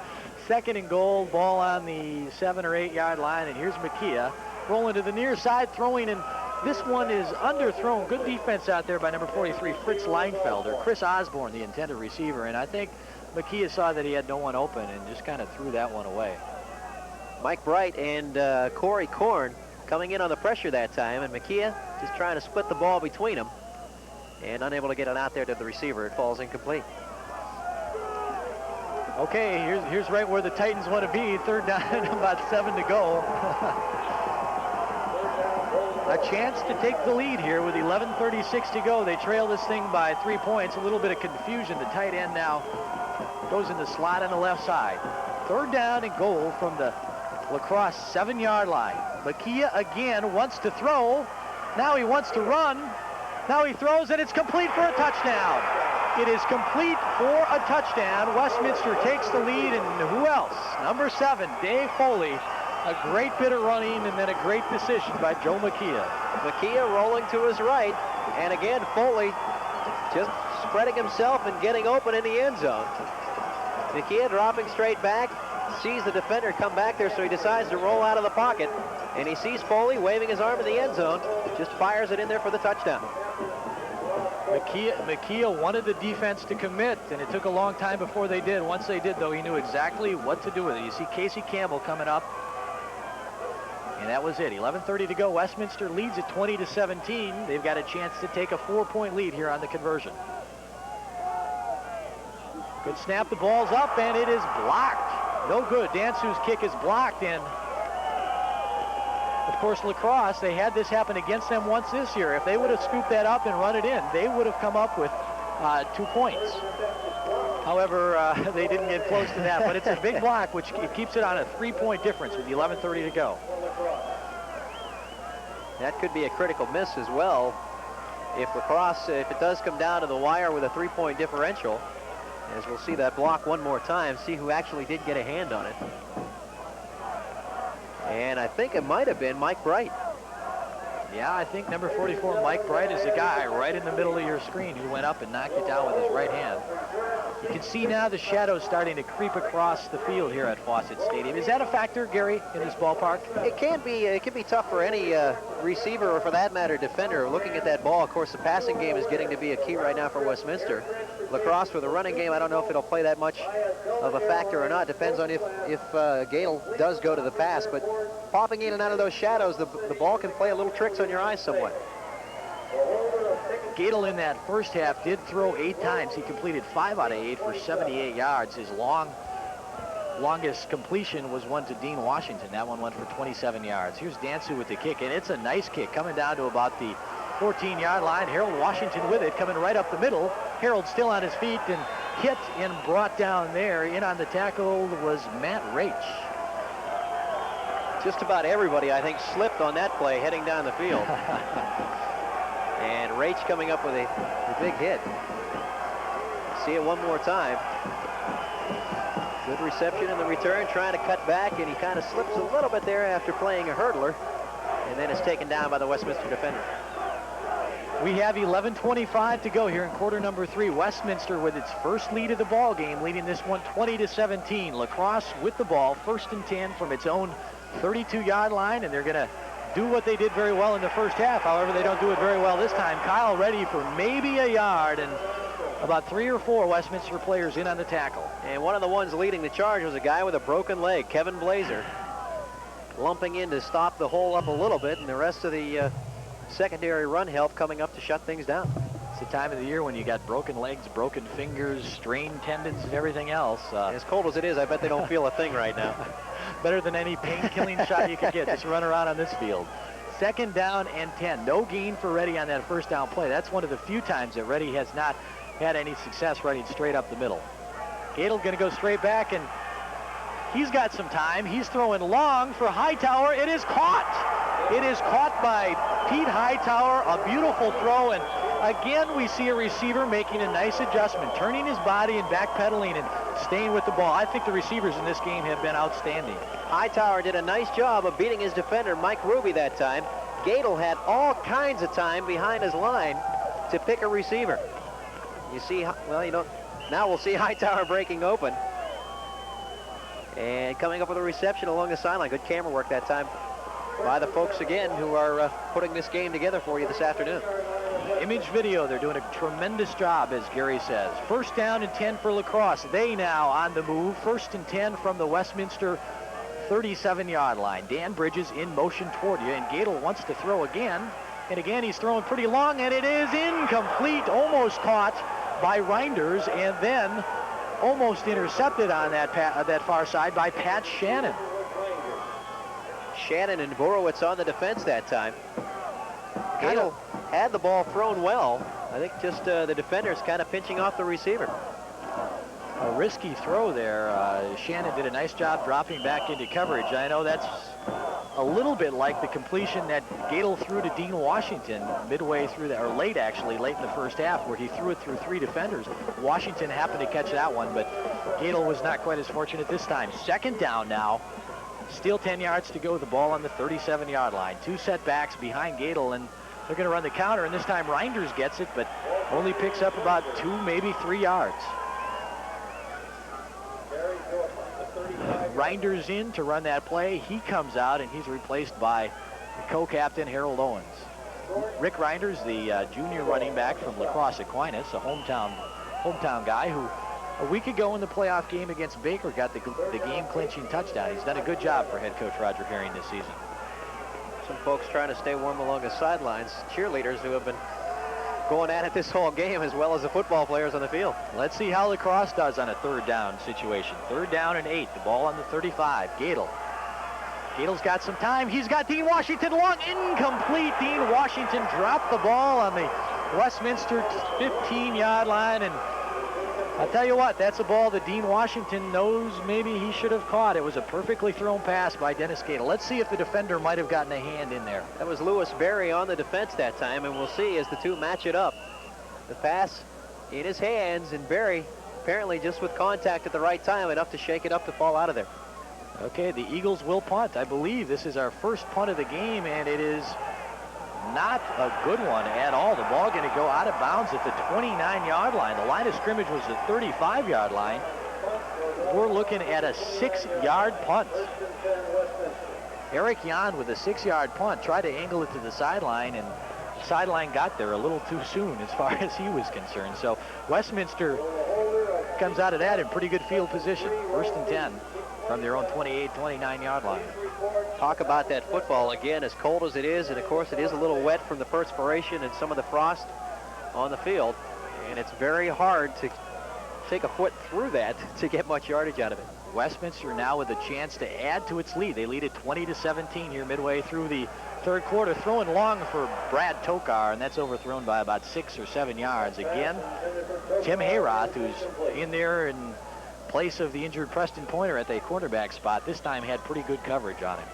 McKee, I think, may have just unloaded that one down the field. Andy Protaski was coming in. In fact, McKee pumped once, making Protaski jump a little bit, and then realized, this guy's still on me, I better uncork this. Well, I think we talked about it in the pregame show, and we'll talk about it again now. Westminster's a team that just doesn't make mistakes that hurt them. They haven't made any today, and that's been the difference. La Crosse has made a couple of mistakes and dropped the potential big gain pass there, and that's been the difference in the game. Second down, 10 yards to go now. McKee looking to throw over the middle, and it is incomplete. Intended there for Chris Osborne. Clint Byer in on a big hit to break it up. Third down, 10 yards to go. Nice hit by Byer. You'll see McKee again rolling out and looking downfield for Osborne. Sees him break open, but then here comes Byer in from behind. And the pass dropped. Again, can't emphasize enough how much the cold conditions and the slippery footing out there is playing a factor in the ballgame. McKee was 7 out of 14 in that first half, and he's been throwing on just about every down here in the third quarter. Third down, 10 yards to go. Westminster, they've been very successful on third down, and Makia has got some room. He's going to run for the first down easily and then some. Out to near midfield. Joe Makia for about 18 or 19 yards. Now, folks that just saw that run are going to be reminiscent of the old first early years of Terry Bradshaw when he used to break out of there and run and put his head down. And the coaches on the sideline are standing there right now holding their heads and saying, don't do that. Just go down, slide down. We need you in the rest of this ball game. But you'll see Makia come up here and say, I still need some additional yardage here. I'm going to put my head down and go head-to-head with this guy. Big first down for the Titans. And again, it comes on a third down and long situation. You have to wonder if maybe La Crosse would be better off letting Westminster pick up about 8 yards on the first 2 downs and then work it from there. Jumping on the defensive line, La Crosse, we got a penalty flag on the play, and I think we're going to have offsides La Crosse. No gain on the play, but I don't think it's going to count. Looked like the right side of that defensive line did jump a little early that time, but they might have been drawn off. Wait the call from the official. Offsides, defense, be first down and 5. Offside called against the Eagles. Okay, we don't get a real good look at it on that play. We do get a look at some of the fans on the Westminster side of the field still sitting in the sunshine, which is probably worth a degree or two.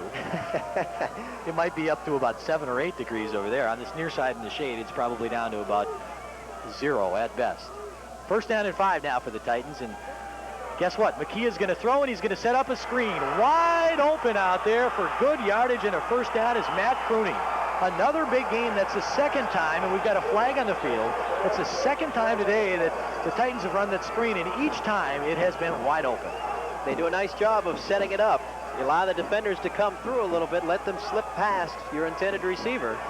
Crooney just kind of sneaking out to that left side. Makia lofts it out there, a good pickup, but again, a flag on the play. Yeah, apparently some sort of late hit on the play. Foul.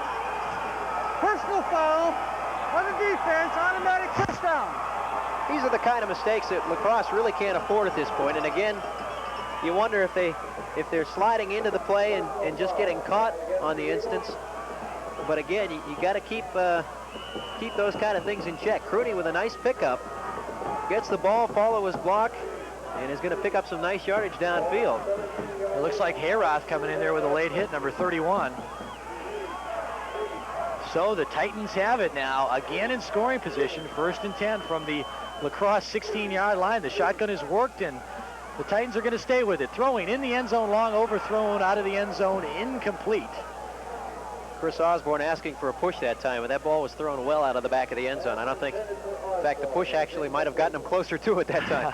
A critical series here. Westminster with a touchdown and an extra point could go up by 10 here with 7:58 to go in the third. I'm sure La Crosse wouldn't mind giving up a field goal, but they want to stay within a touchdown. So this is a pivotal series right now. Interesting to see exactly what will happen on this play, but we do see Foley and Tokar going wide to the left. The Titans apparently have simply abandoned the running game. They're throwing on every down out of the shotgun. Here is Makia again under pressure, ducks a man, pumps, gets to the outside, and he's going to be close to the first down, probably about, well, maybe he's got it. He might be a yard short at most.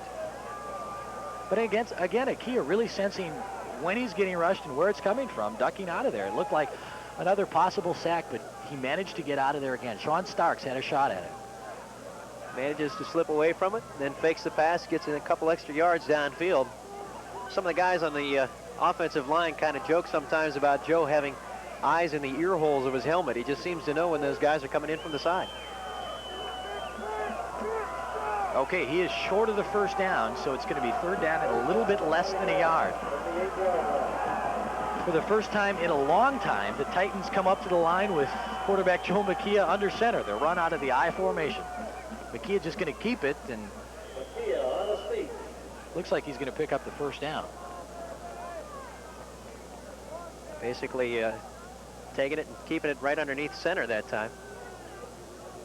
And lunging forward, and still no official signal as to whether or not they have the first down. Roger Herring wondering if he got it. If he did, it'll be first down and goal at the 6-yard line. And if he didn't, it'll be fourth down and probably just a matter of inches. I think he got it, Gary. As they stretch out the chain, I think they're short. Not a matter of inches. I think it's a matter of about 1 inch or less. It's very close. You look at our score. Westminster leading this. They have outscored La Crosse 20-3. Since La Crosse took a 14-0 lead pretty early in the football game. Big play right here, obviously, with 7:42 to go. Westminster fourth down and about an inch or two. And they're going for the first down here. I don't think there's anybody sitting down right now here at Fawcett Stadium. McKee going to sneak it, and he's going to fall forward. He's going to get the first down, I believe. There was some movement on the interior of that defensive line that time, but they didn't cross the plane. First down. McKee picks up another first down on the ground. It's the second one he's picked up on this drive. A little less spectacular than his 19-yard scramble, but nonetheless just as effective. First and goal now. The ball spotted just outside the La Crosse 5-yard line, and Westminster now with a great opportunity to get a little bit of a cushion here. Split wide to the near side is Chris Osborne. Foley split out about 8 yards to the top of your screen. Now he comes in motion back toward the quarterback, McKee. McKee wants to throw again.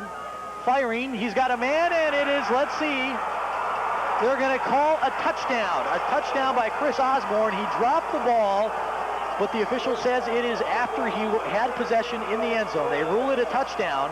A 6-yard touchdown pass from Joe McKee to Osborne, and Westminster now goes up by 9 points. La Crosse not happy with the call. McKee fighting Osborne, and he has to hold it for 1, 2, well, close, but the official on top of it, they give him the touchdown. It's a close call. They call it a touchdown. 26-17 midway through the third quarter here. The Titans, we take another look at it, and it's really tough to tell, Gary. It's almost like a step and a half, which is close to 2. The defender had in order to get to Osborne before the ball slipped out of there, but now the all-important extra point. High snap, the kick is up, and Dansu makes it. So, with 6:50 to go here, Westminster now goes up by 10 points. Take a look at that catch one more time. Osborne with the football. 1, 2, and it's sliding out of there. But apparently, in the official's eyes, having it long enough for the touchdown.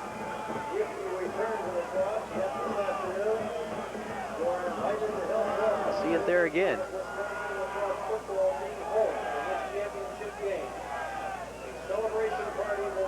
Boy, you got to give the Titans a lot of credit. They weren't having a lot of success early in the game on the ground, and they recognize that, and they've said, hey, we can throw the ball on La Crosse, and basically about 90% of the time since early in the game, that's what they've been doing. They've been throwing or else scrambling out of the throwing formation, and it has been very effective. They put the shotgun in this week, and again, the primary reason they decided to go to it was they were worried about Joe McKee's hand with the ligament damage in his thumb, whether or not he'd be able to take all those snaps. This is the first time they've really worked with it this year. You'd never know. You'd never know. They're doing a heck of a job. Dansu set to kick off. Again, Harold Owens and Dan Bridges deep to receive it. And let's see, this one's going to bounce to Dan Bridges, who takes it on the 25-yard line and gets out to about the 34-yard line. And La Crosse will take over there with 6:46 to go here in the third quarter. And Westminster has come out on fire here in the second half. They trailed 17-14 at halftime, but they have scored 2 touchdowns here in quarter number 3. La Crosse right now really has their work cut out. They're not only trailing in the ball game, but right now the momentum is definitely in the Titans' favor. And it's important for them to start churning out that yardage again on the ground and start swinging some of that momentum back the Eagles' way. Bell Richards shifts to the top of your screen on the right side, and Gatel's going to give the ball straight ahead to Kyle Reddy, and he lost the football. It's loose on the field, and Westminster has it again. The Titans come up with another big play. Kyle Reddy put it on the ground. The Titans have it back. Lewis Berry comes up with a football, and you talk about breaks. The momentum definitely right now in favor of the blue and white as Westminster comes up with a fumble. it didn't look like Reddy really got hit all that hard on this play. I think Harold Owens actually inadvertently with his shoulder pad knocked it out of his hands. Kevin Blazer was working against Owens on the defense that time, and I think just the fact that Owens was stopped there and the two collided, the ball squirted out of there, and Lewis Berry able to pick it up for Westminster. They have a big opportunity here in the third quarter. Again, out of the shotgun, 1st and 10 from the 32-yard line, and talk about pressure on a defense. La Crosse is facing it right now. John Wilsius comes in, and the Eagles get their first sack of the football game. It's been a long time in coming, and now we've got a penalty flag on the field, and I think they may call Wilsius for an illegal demonstration. I'm not quite sure. Wilsius and Starks were the two defenders in there with the pressure that time. And you see the signal. The call against La Crosse, and it's those key mistakes that have been costing them here this afternoon. Look at the sack one more time. McKee really without much time to look downfield. Well, let's see if they hold the replay here. We'll see what Wilsius does after that. Red ball, personal foul, automatic. Boy, I tell you, that's a real tough one there. I don't know if I agree with that. He turned to the home crowd, the La Crosse crowd, and kind of celebrated it. Traditionally, the NAIA is much more strict on those type of rules than the NCAA is. The NCAA is a little bit more of a flashy league. But yeah, you do question that a little bit. Just kind of whooping it up a little bit, but nothing like a Mark Gastineau dance at center field. So it will be a first down for the Titans on the La Crosse 25-yard line. This time they are going to run it, and Tokar gets nothing. Maybe back to the line of scrimmage, and he's brought down there by number 86, Sean Starks. Starks, one of the guys in on the sack on the previous play, and I think he felt, well, it's time for a little payback here. We've got 5:57 to go here in the third quarter, and Westminster has been absolutely incredible here in the second half. They lead the game 27-17. Second down, 10 yards to go. John Wilsius, the guy who got flagged for 15 yards for that illegal demonstration, came out of the game for one play. Now he's back in there, and I don't expect to see him doing that again if he sacks someone.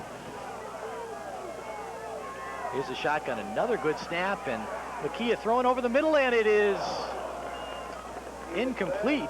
It looked for a minute like the Eagles had a chance to intercept that. John Lauscher looked like he had good position, and then I'm not sure anybody really got a good look at the football on that play. Lauscher might even have been surprised that the ball was coming his way. You see McKee drop back, and again, you can almost see the eyes looking downfield. Firing over the middle, Lauscher's going to get a hand on it, but maybe surprised by the speed that the ball picked up coming down there. Didn't expect it to get there that quickly and was unable to get the hands on it.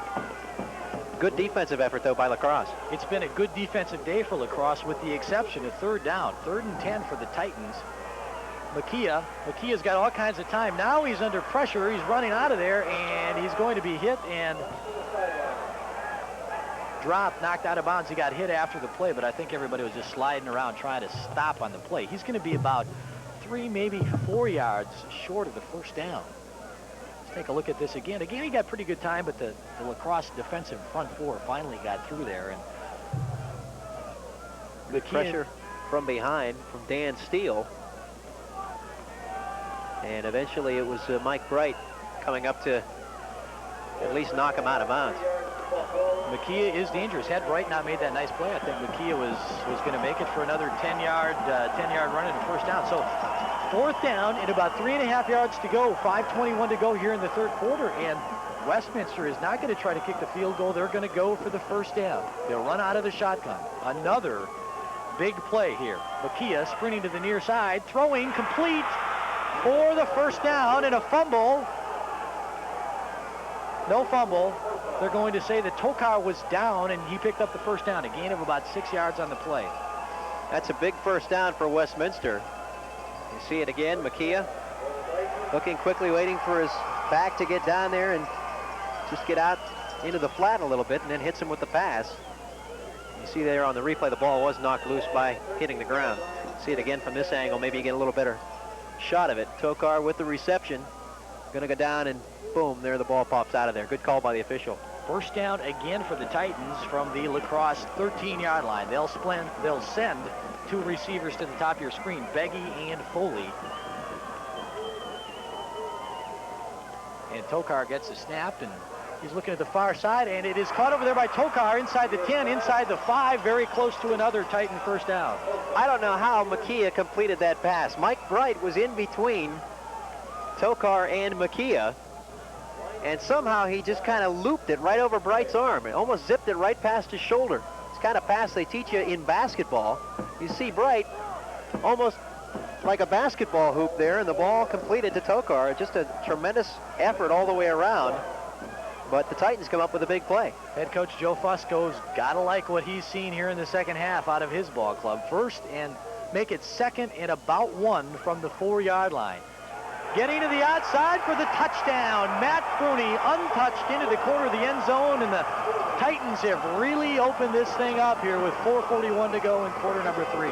The other fullback that time was the key man, Mark Norcutt, going right to that left side and just looking for anybody he could hit. Watch him cut out of the backfield. You see Norcutt go diving in there, knock the guy over his own defender. And the other fullback, Matt Crosse, takes it in for the touchdown. Boy, once they got going, this Westminster team really got going. They're in high gear. They're in overdrive right now. Dansu in to attempt another extra point. Low snap. They're going to try for the 2-point conversion, and they're going to get it. I don't know if it was a fake or a low snap. I kind of think it was a fake.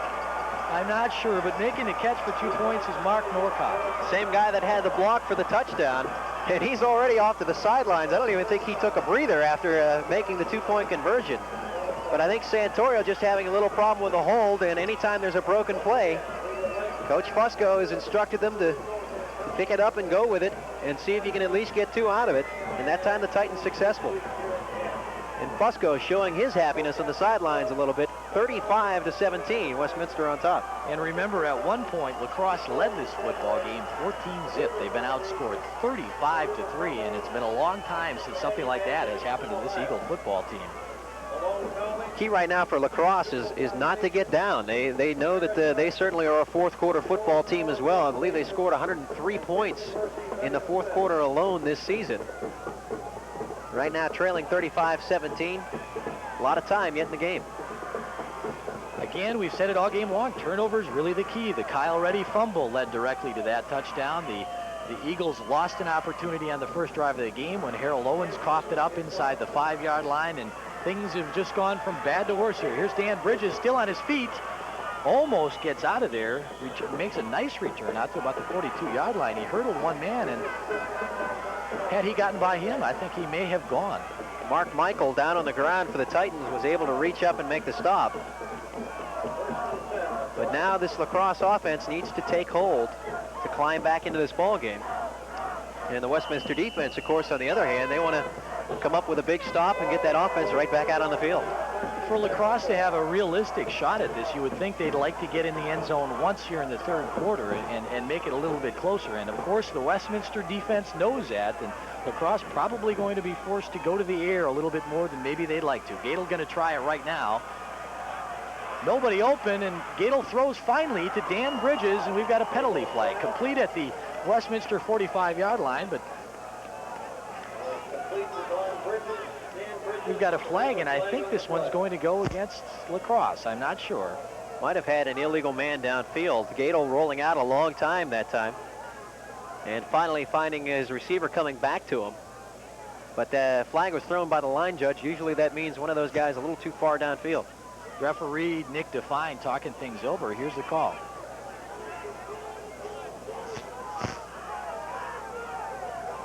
He's making sure he has it right before he turns that mic on. We have a personal foul on the offense. The player's ejected. I don't know if we'll be able to catch that one or not.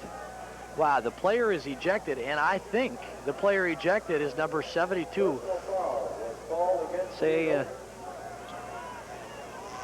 Sure, number 72. Watch Terry Strofe here, hitting number 93 right in the head. 15 yards and an automatic ejection. Paul D'Antonio is the recipient of that shot, and Strofe is out of the football game. That is a big mistake. Not only do you lose the 15-yard completion to Bridges, they take it back 15 yards the other way. So what you've got there is a 30-yard mistake. and you lose probably your best offensive lineman. A big, big mistake right now for La Crosse, and a costly one here in a national championship ball game. Sometimes in the pits there, a lot of that stuff goes on, and an excellent job again. Offense will penalize it from the previous spot. The player is ejected. Still first down. Again, an excellent job by our camera crews to pick up that right cross to the chin. There's Terry Strofe, not at all happy, and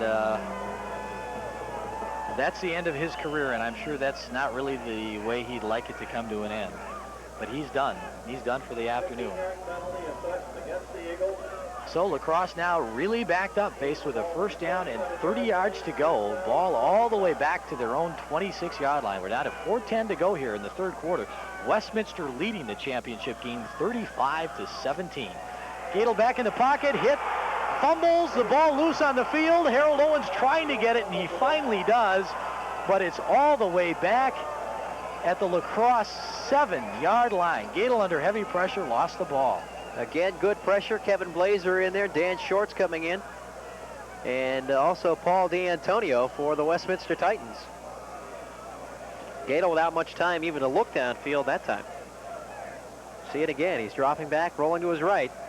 Here comes Dan Shorts. Ball squirts out of there. Owens tried to pick it up rather than just fall on it, and now he's going to do everything he can to get back to that football. You get an idea of what kind of poor footing they're trying to deal with down there, because Harold, once he started to lean, had absolutely no chance of making a cut. It is second down and 44 yards to go, and La Crosse going to play it safe. They're just going to run the ball. The delay, Kyle Reddy, the ball carrier, picks up a few yards, but he is still well short of the first down. Picked up about 4, making it third down and 40 yards to go. What do you call in a situation like this, Gary? I think you call someone who knows a little more than the folks involved here. Look up to the sky and ask what you do, I think. Jim Sosha and Gary Swanson with you from Fawcett Stadium in Canton, Ohio. Third quarter of the NAIA Division II championship game. La Crosse now third down and 40 yards to go. Let's see what they do here. They're going to throw it. That's no surprise. They're going to try to throw it. Gadel over the middle. The hook and lateral play to Harold Owens. Harold still on his feet. A well-designed play, but would have been better had it been just third down and 25 yards to go for La Crosse. They pick up a good chunk of the yardage, but they are still far short of the first down. See it again. It's a play you don't see too often, but when you do, it's kind of exciting. And La Crosse ran it well, but as Jim mentioned, well short of the first down. First reception, second one there. Good defensive effort there by Westminster to pick up the pitchman. And Owens just keeping those legs driving to get additional yardage. But again, well short of the first down. They'll have to punt it away. They will kick it. And this time Jan gets off a little better kick than he did last time. Fair catch bobbled, but finally pulled in by Aiken. And Westminster again with another penalty flag on the field will get tremendous field position. Scott Lang asking some questions right now as you see the score and our time remaining in the third. 1:41 left in the third quarter. La Crosse right now, just plain and simple, appears to be frustrated, and the more the frustration comes... 15 yards, first down. You hear the call there again against La Crosse. The more the frustration comes into play, the more mistakes seem to come into play, and right now La Crosse seems to be battling themselves more than the Westminster Titans. First half was relatively mistake-free, but things have really kind of deteriorated as far as the penalty flags and a few late hits go here.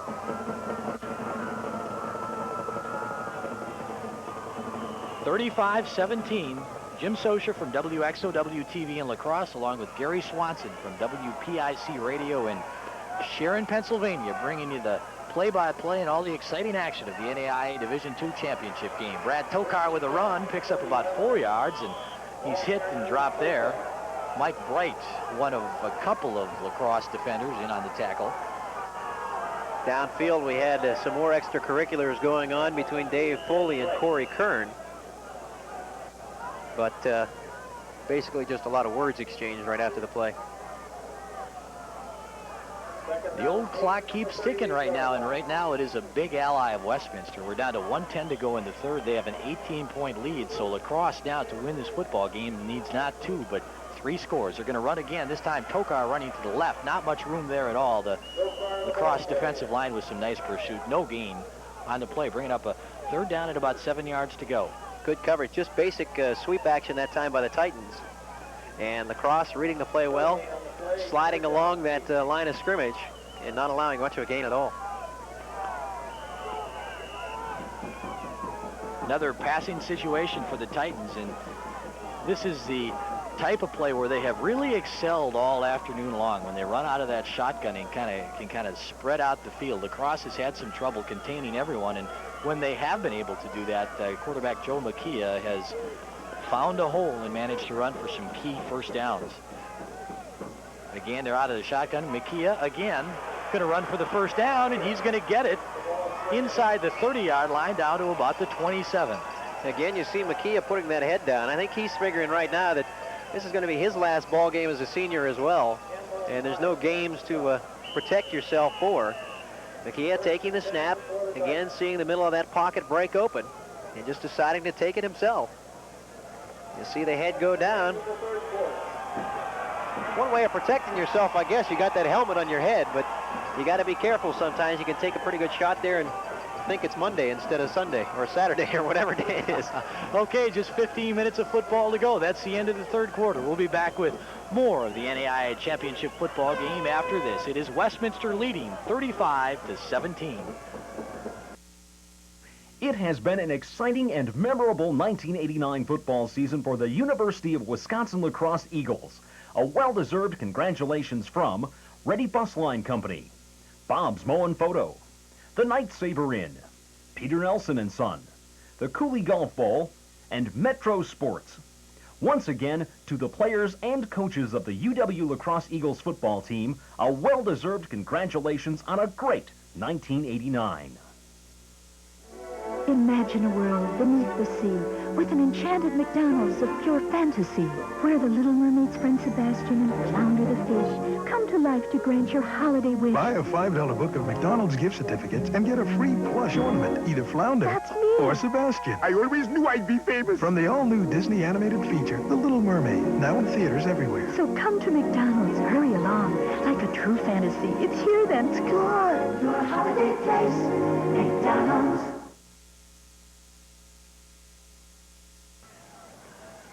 Back live from Fawcett Stadium in Canton, Ohio, home of the Pro Football Hall of Fame. Also, of course, home of the NAIA Division II National Championship game between La Crosse and Westminster. And right now, Westminster really has the upper hand. After falling behind 14-0 in the first half, they have come back to outscore La Crosse 35-3. And they've really dominated the football. Well, I don't know if they've dominated the game statistically, but they have taken advantage of some key La Crosse mistakes. I guess that's a better way to put it, and thus the big lead. First down and 10 for the Titans from the 28-yard line of La Crosse, and McKee going to give it to his deep back, Brad Tokar, and he'll go for about 3 yards down to the 25. You mentioned them taking advantage of La Crosse mistakes, and again, a lot of them are mental mistakes by La Crosse. Just the personal fouls alone here in the third quarter, creating a lot of extra opportunity for Westminster, and the Titans, of course, a well-coached ball club, taking advantage of them. Right now, for La Crosse, they just want to get things settled down and get back to playing their own ball game. Two receivers split way out to the near side. That's Mike Beggy and Dave Foley. Now Beggy coming back in motion, and they're going to give the ball to Tokar, trying to get outside. Now goes back inside, and not much doing inside. Tokar is the all-time leading rusher at Westminster. 1,000 yards plus both last year and this year, and he still has another year to go. Just an amazing wiry style running back for the Titans. Boy, that's a piece of good news for next year's opponents as far as Westminster is concerned. They're happy to hear that. He's the kind of guy, when you have to play against him, it seems like he's been there forever. Sometimes you say, geez, didn't he graduate last year? But they're back again. Here's another third down play for the Titans. 3rd and 6 from the 25-yard line. McKee over the middle, complete, and it is all the way down to the 2-yard line. A beautiful catch by Chris Osborne. And you see Osborne, he's upset with himself. Just a tremendous grab, and you see the speed there. We'll see it again here on the replay. Makia with a nice ball, hitting him on the run. Nice grab, and he just is fighting himself now to save his balance to get into the goal line. And you're going to see, well, they cut it short there. He pounds the turf as he gets up. Just unhappy. He thought he had pay dirt that time. But again, Westminster with a great opportunity. And the Crosse right now has to be asking themselves a lot of questions defensively.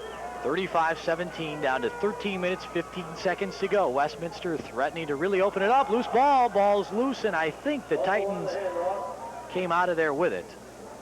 Bit of a mix-up that time. Roger Kreider, the pulling guard on the left-hand side, cutting in to pull to the right, as some of the winter activities being enjoyed on the hill here at Fawcett Stadium. I guess it must be officially winter now. If you've got that kind of stuff going on, it's winter.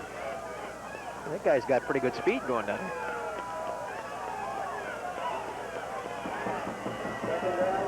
Okay, second down and goal. Loss of about 1 on the fumble. The ball on the 3-yard line. Again, Titans will run out of that wishbone formation. Play action, and Makia wants to throw. He does, and it is complete to his tight end for the touchdown. Bob Bishop hauling in the 6-point catch that time. We haven't heard from him from a football standpoint throughout the afternoon. Done a lot of blocking, but that time the Titans decided to go to a guy who hasn't been in the statistics. And another penalty on the field. It's going to be called against La Crosse, and the preliminary call is roughing the passer. Let's look at it there. You could just see number 76, I believe, John Wilsius, rushing the quarterback, and they called it a late hit, and obviously the Titans will decline that. They'll take the touchdown. They now lead 41-17. He gave you the wrong name there. It's Rob Coker with the catch. Roughing the passer. Touchdown's good. We'll penalize it on the kickoff. And as you hear, the penalty declined there. But Kokar making a nice grab in the end zone and just able to break open from the tight end position. Well, let's see if they kick it this time or if they fake it again. Dansu this time will kick it. It looks good, and it is.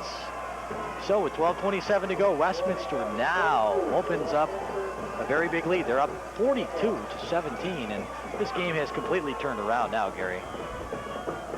Some folks on the sidelines without shirts on. Obviously, he's done with finals. There's a guy who spent every available dime on tuition, and he doesn't have a cent left for some winter clothing. We'll have to try to ship some down to him. Unbelievable. I don't think anybody expected the tide to turn the way it has here in the second half. And La Crosse, again, they're beating themselves here in the second half. Don't want to take anything away from the Titans.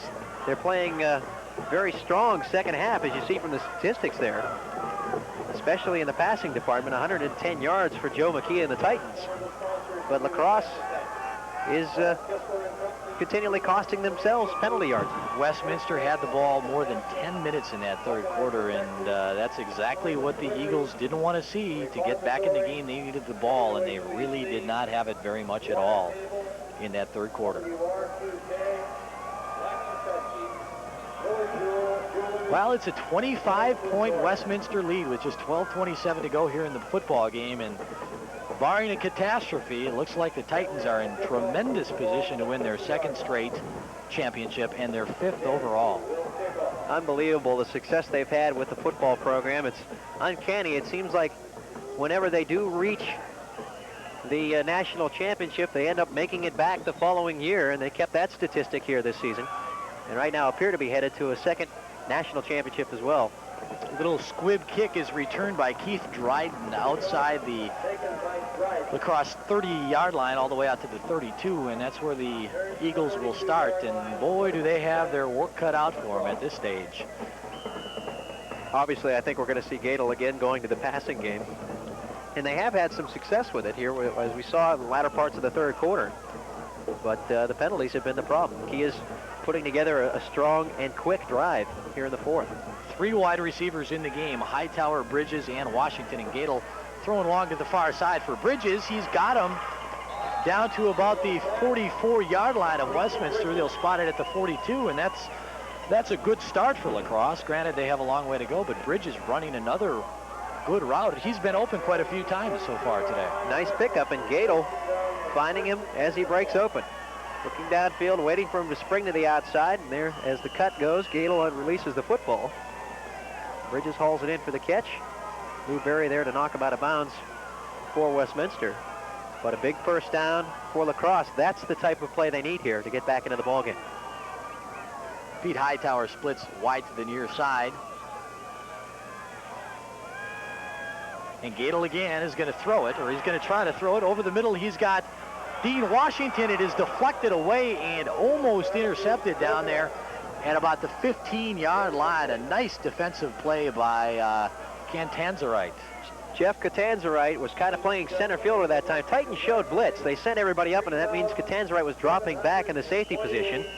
And as you see from our end zone camera, Catanzarite stepping back up in there and trying to get the handle on it after he had knocked it away in the initial part of that defensive play there, but just couldn't come up with the interception. Westminster is still up by 25 points. We're down to 12 minutes, 9 seconds to go here in the ball game, and La Crosse trying somehow, some way to get back into it, but they've got a long way to go. Gadel's got time, and again, he's throwing long, and this one is almost intercepted again. The intended man down there, Dean Washington, but he never really had much of a chance to make the catch. The closest man to the ball was Andre Borowitz down there. Had another opportunity possibly at picking up an interception. Gadel might have been better off that time to tuck the ball under his arm and run out to the far sideline.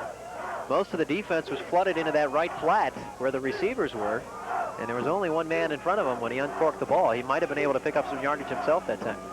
So it is now 3rd down and 10 from the 43, and Gadel obviously going to try to throw the ball again. Again, good protection, and this one is caught there by Pete Hightower. Good enough for the first down. He's inside the 30-yard line. We've got a penalty on the play back at the original line of scrimmage. Pat Shannon and Andre Borowitz, the defenders that time, and Gadel able to thread the ball between them, but again, a penalty on the field. Personal foul on the defense.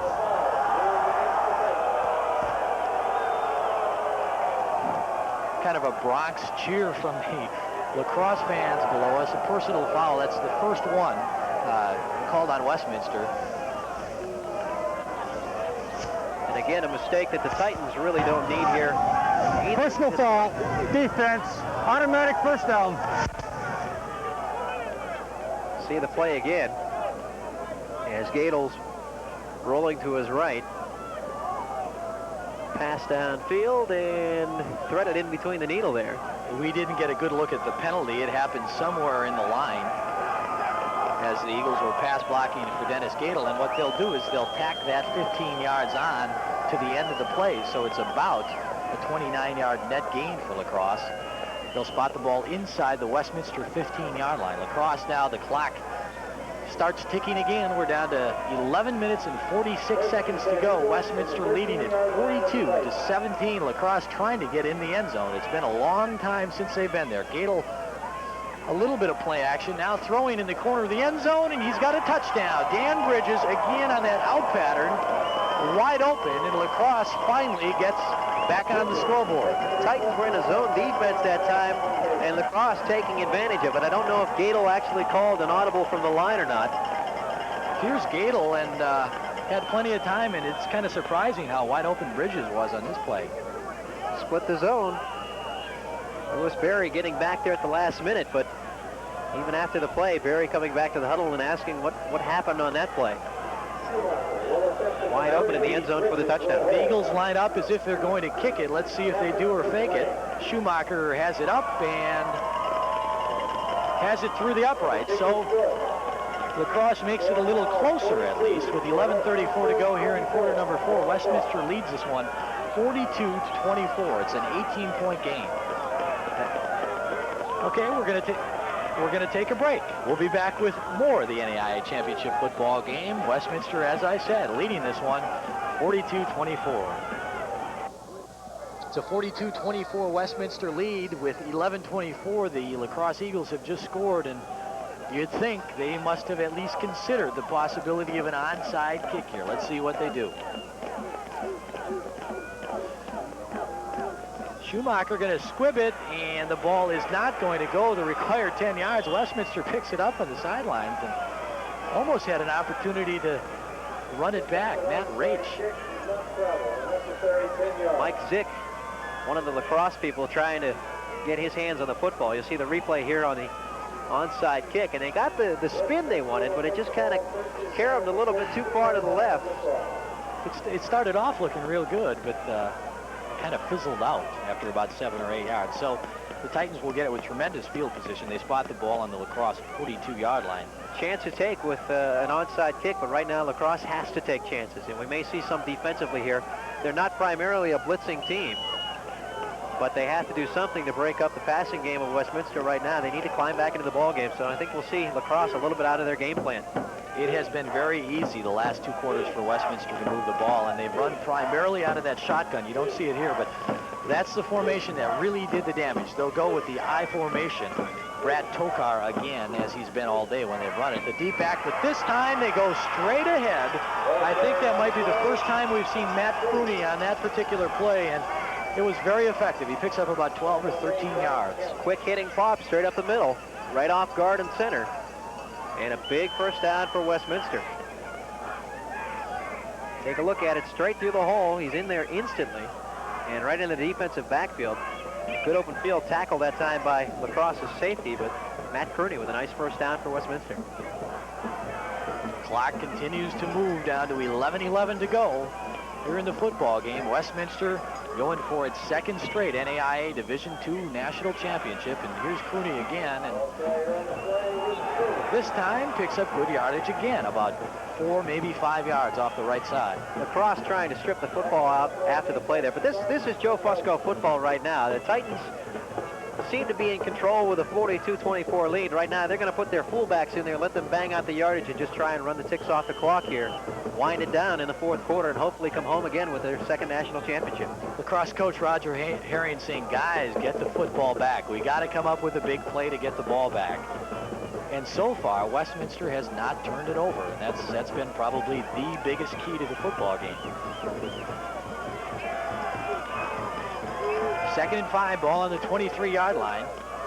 Again, the Titans spreading out the field with 3 wide receivers, but they're going to run it again. And Crosse gets to the outside. He's got the first down inside the 20 down to about the 16-yard line. Crosse on a play that looked like it was designed to go off tackle, saw that there was not much room there at all, and made a nice little juke move to the outside to pick up the first down.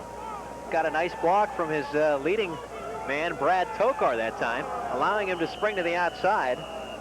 Crosse gets across that first down marker. And the Titans churning out the yardage. Exactly what they want to do. They want to wind the clock down here in the 4th.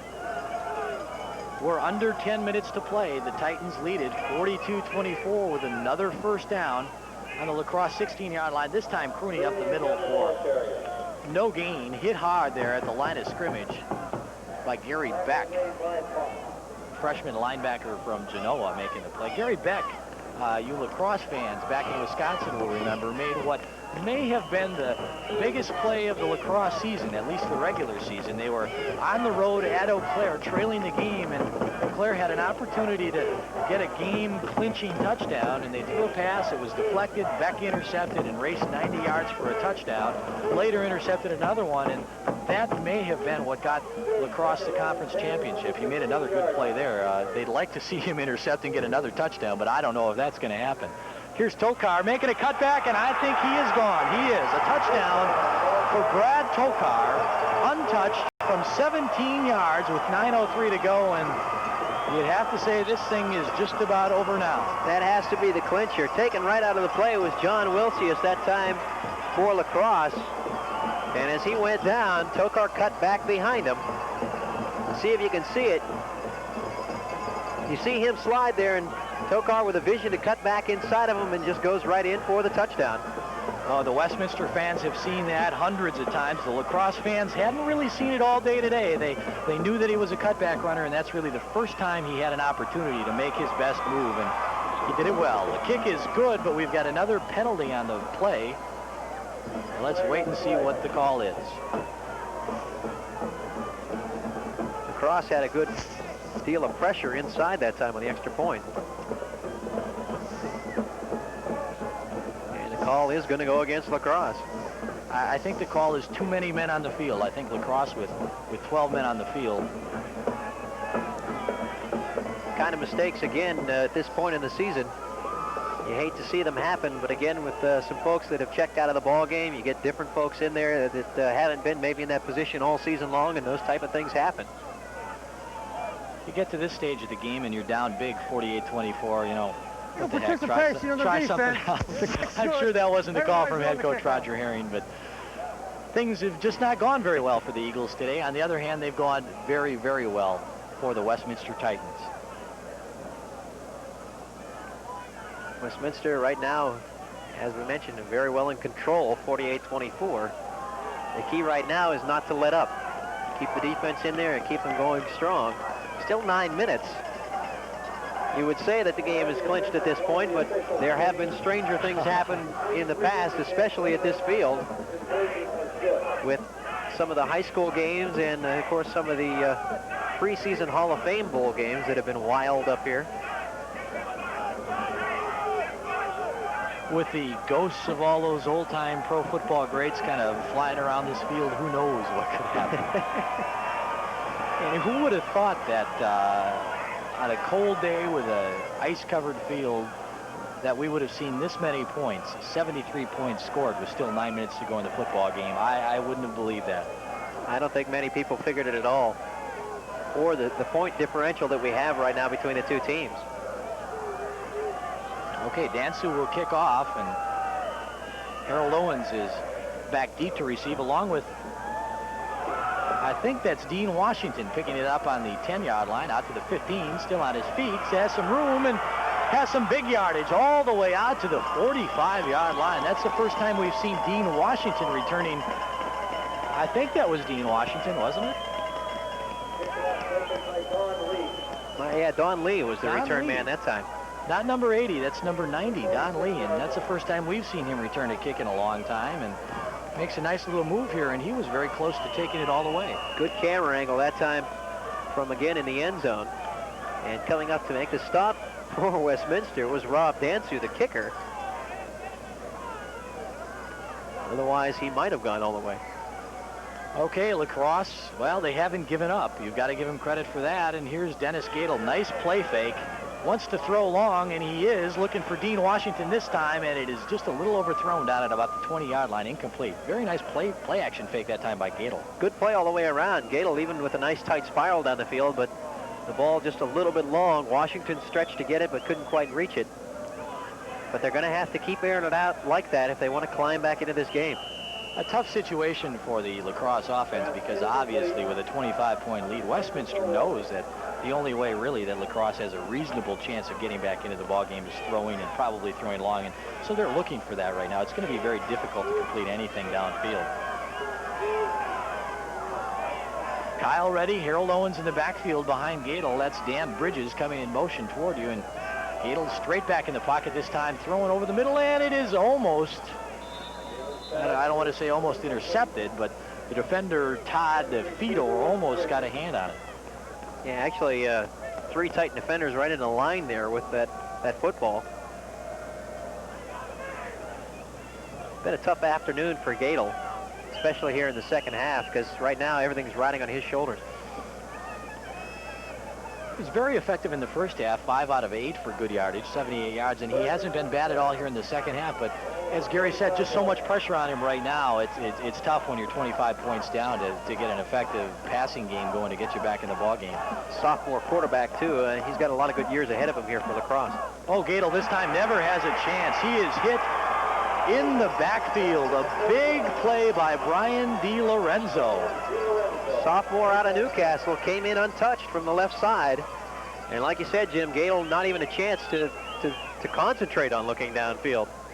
You'll see DiLorenzo come straight in. Nobody even touched him. He just slipped right in between 2 offensive players. Kyle Reddy looking at the man on the outside and letting DiLorenzo slip inside, and thus the big sack. We're down to 8:10 to go in the ball game, and La Crosse will punt.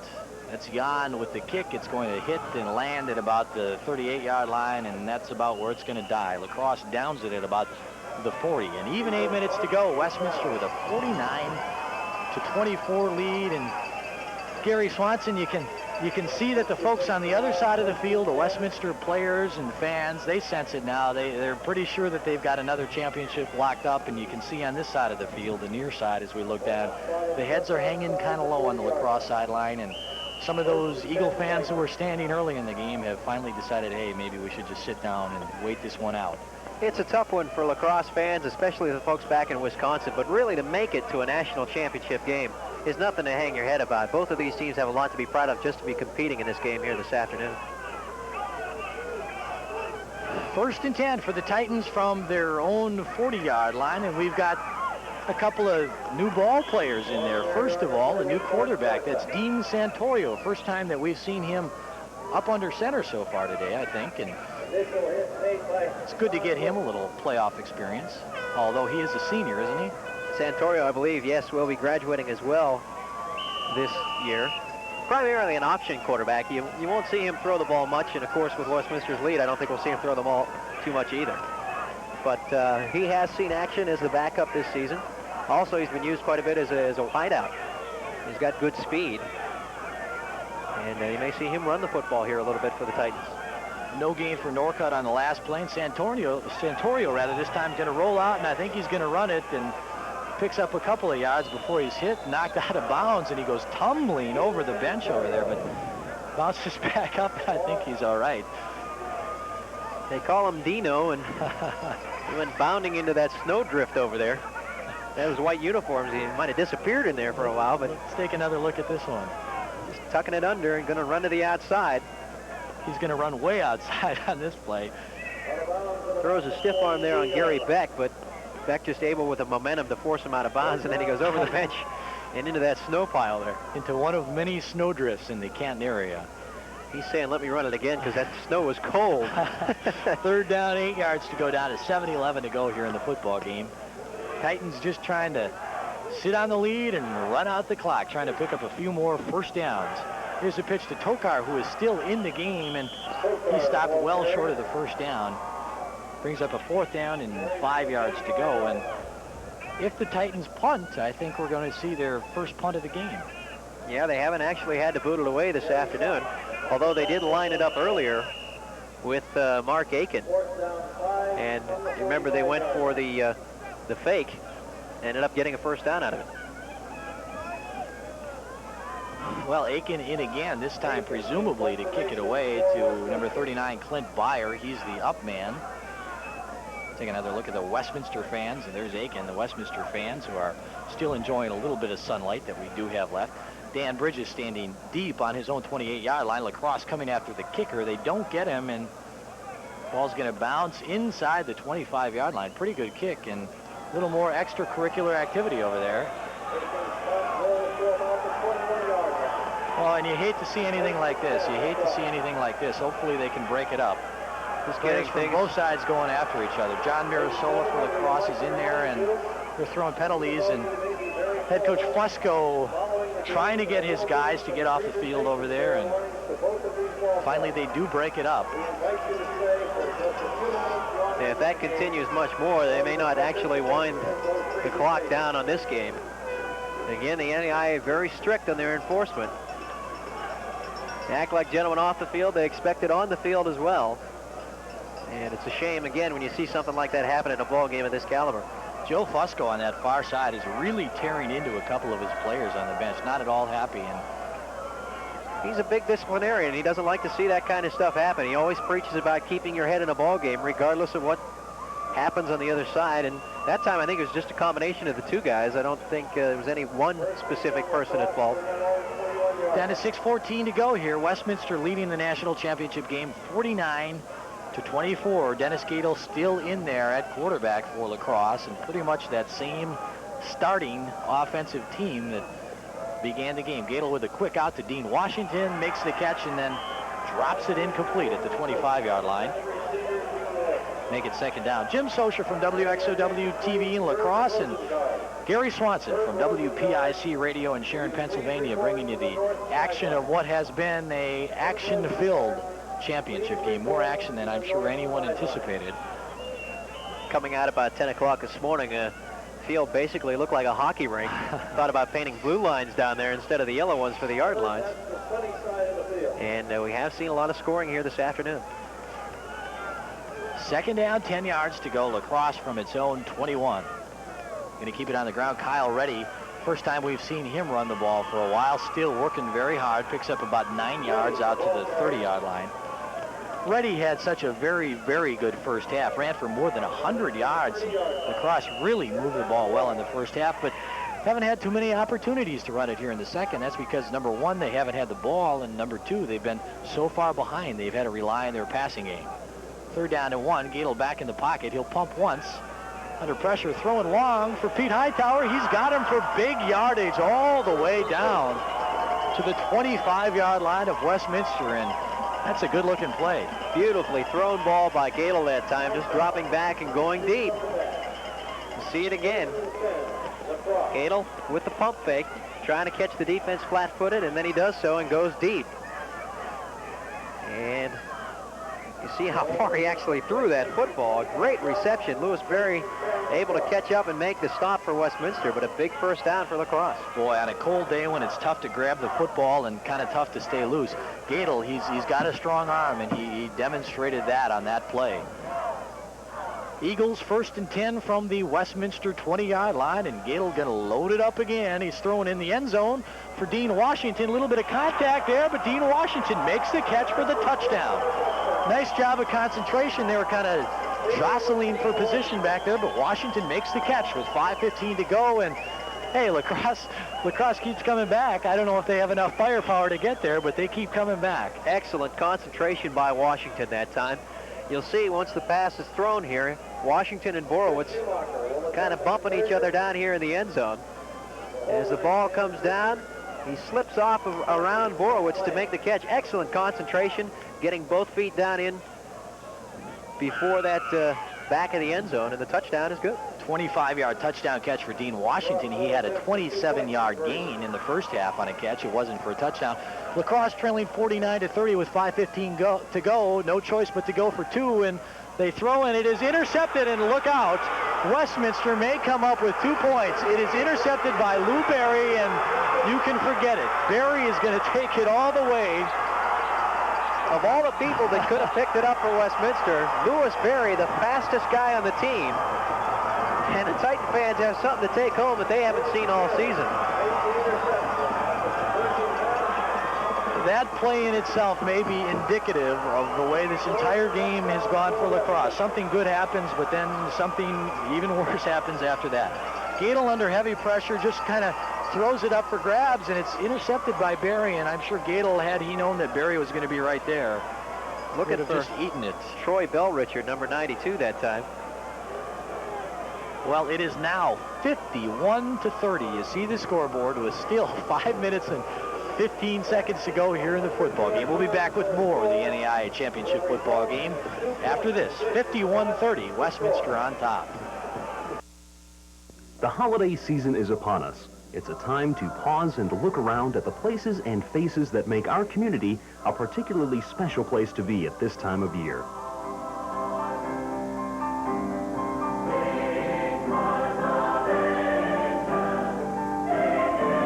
Fest continues. It is now Westminster leading 51-30 with still 5:15 to go, and Gary, I suppose it's going to take about 75, maybe 80 points to win this thing the way it's going. The rate it's going, absolutely. Westminster right now with only one man back here for the kick, obviously assuming another onside kick as we see it, and it doesn't go 10 yards.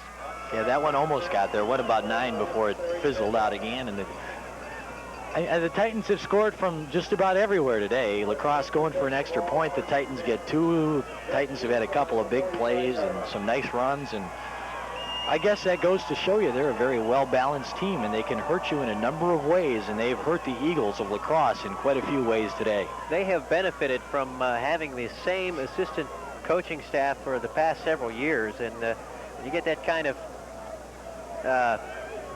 regularity, I guess is the word I'm looking for. It obviously pays off in the long run. Here's Dean Santorio. He's going to roll out and he's going to run to the far side again, and Shows some good quickness. Goes for about 6 or 7 yards. I don't think the Titans are going to put the ball in the air anymore in this one.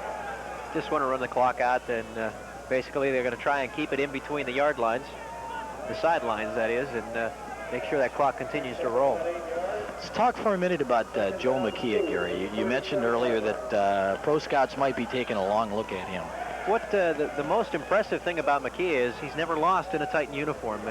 That's an incredible winning percentage, 100%. And of course, he's led them to 26 games consecutive winning, and it looks like a 27th here this afternoon. A lot of folks have their eye on him, and they feel he may go as a free agent for the NFL. Santorio again close to the first down. He's down to about the 34-yard line.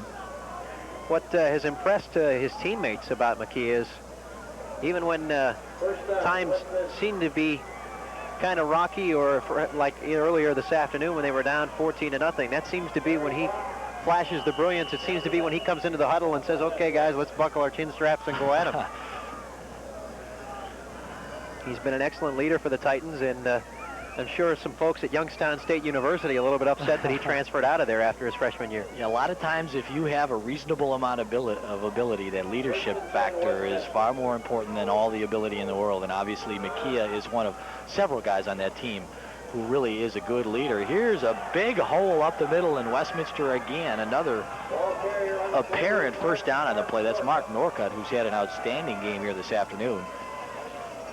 Drives the ball inside the 25 down to about the 23-yard line. We're down to 3 minutes and 47 seconds here to go. Westminster leading La Crosse 51-30 in the NAI Division II National Championship game.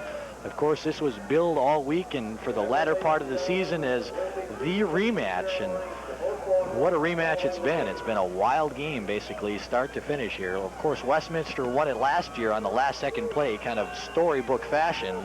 They're not going to get the storybook ending today, but I don't think anybody on that far side of the field is complaining. They're very happy with the win they're going to get.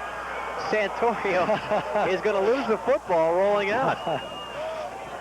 Well, if you're going to turn it over, this is the kind of situation where I don't think the coaching staff can be that upset because they're still comfortably out in front. Take another look at it.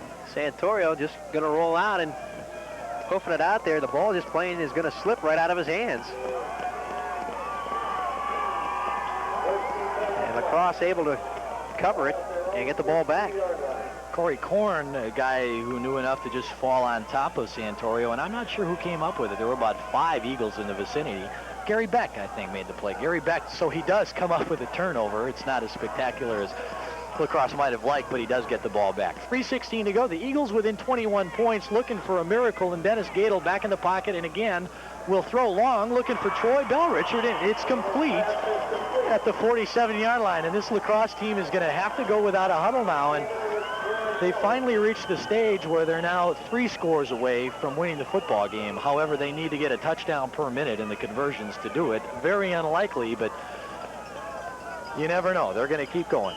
Gadel up under center. He sends Dean Washington wide to the left, and Dan Bridges split out about 10 yards to the near side. Reddy and Harold Owens in the backfield. Reddy going to stay in a block, and Gadel throwing up top for Bellrichard again, and this one a little bit overthrown down at about the 20-yard line, incomplete. Len Rich, a lot of pressure that time on Gadel, actually getting to him just as he released the football. And didn't get the distance that he wanted as it sailed downfield, as you see Coach Fusco walking the sidelines. Not usually a satisfied man until the clock finally goes off at the end of 4 quarters, and I'm sure he'll still have plenty of things to go over with the team later on tonight. He doesn't exactly look happy at this stage. He doesn't smile too often, and when he does, we encourage him not to. So, for the folks back in New Wilmington, don't pass that along to him that I said that. But I hope Joe doesn't have this game on tape, Gary. Gadel back in the pocket, thrown over the middle again. Pete Hightower hit, complete. No, they say incomplete. The official on the far side of the field says that Hightower did not have possession, and it will bring up a 3rd down and 10 yards to go. Big hit on that play. Take a look at it again. Gadel, plenty of time. Going to fire downfield, and that's very similar to the touchdown play in the first half for Westminster. But didn't have it long enough, and they call it an incomplete pass. Pete Hightower, the freshman wide receiver from from the East Coast, hometown of Lakewood, New Jersey, and he's a guy who a lot of Eagle fans are going to look forward to seeing the next several years because he's had a good season. He's had a pretty good game today as well. 3rd down and 10. The Eagles now with just 2:46 to go in the game, trailing by 21 points, and Gadel again back to throw. He finds Harold Owens out there. Harold coughs up the ball. It is loose, and I think it's out of bounds. They're going to rule a reception and a fumble, and the ball rolled out of bounds. Matt Raich. He thought he had it there. He wants that ball, but they're not going to give it to him. He's fiery defender for Westminster. Talk more about him in just a minute. We'll take a look at the replay here, though, first. Harold Owens with his first catch of the game, and a little bit surprised they haven't isolated Harold a little bit more on the flat passes. You'll remember a week ago against Baker University in Kansas, Harold had a play similar to that, a little more downfield, where he caught the ball and went 40 yards for the score. He's, throughout his career, been a nice double threat, a good runner, a good kick returner, and actually a good receiver. Make it a triple threat. 4th down, so this could be it for the Eagles. 4th down and 5. They need to pick up the first down to stay alive. Gadel rolling out and now looking, throws over the middle, and it's caught by Dean Washington as he came crawling back toward the ball at the 30-yard line. So it's another La Crosse first down with 2.5 minutes to go, and they're still fighting, folks, back in Wisconsin. Don't give up yet. They're trying to get back into this thing. See the replay here again. You see that number 3 fade out of the top of your screen. That's Matt Raich again. Titan defensive coaches are really excited about him. He's one of the hardest hitters on the team, and he's only a freshman. Here's Gadel again, straight back. He's got some time, thrown over the middle for Hightower. The ball deflected away and intercepted in the end zone. Intercepted in the end zone. Making the play down there is Mike Ruby. Mike Ruby was dying to come out of there, but his teammate grabbed him by the shirt and said, "You're not going anywhere, buddy. You're staying right here." Down the ball. First time I've seen someone tackle someone on their own team. But yeah, they wanted it down and bring it out to the 20. And a good idea there. No sense in taking any chances with the lead you have right now. I wouldn't say that's our best tackle of the game, but maybe we'll put it in our top 10. That's one of the smartest plays that you're going to see. Mike Stevens with the tip. And Mike Ruby coming down with it, and then Stevens saying, "Whoa, hang on, don't go out of this end zone." Yeah, Mike Stevens with the tip, and then he gave his teammate a tip and said, "Hey, take it easy. You don't want those guys hitting you. It's a lot more fun when we hit them."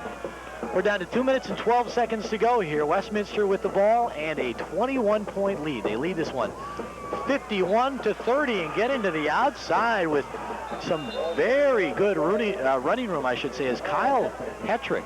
First time we've seen him carry the ball today, and showed some explosiveness getting to the outside. Here he is, Hetrick, simple off-tackle play, and nothing doing there, so he decided to cut it to the outside, got a couple of good blocks, and in his first carry today picks up about 12 yards. 1st and 10 for the Titans from their own 32-yard line. The clock continues to run with 1 minute and 51 seconds to go. 2 wide receivers split wide to this near side. Santorio up under center.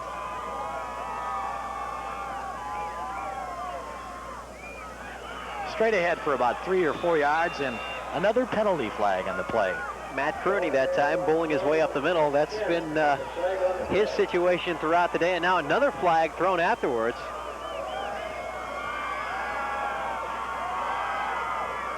A lot of discussion going on by the officials down there at the center of the field.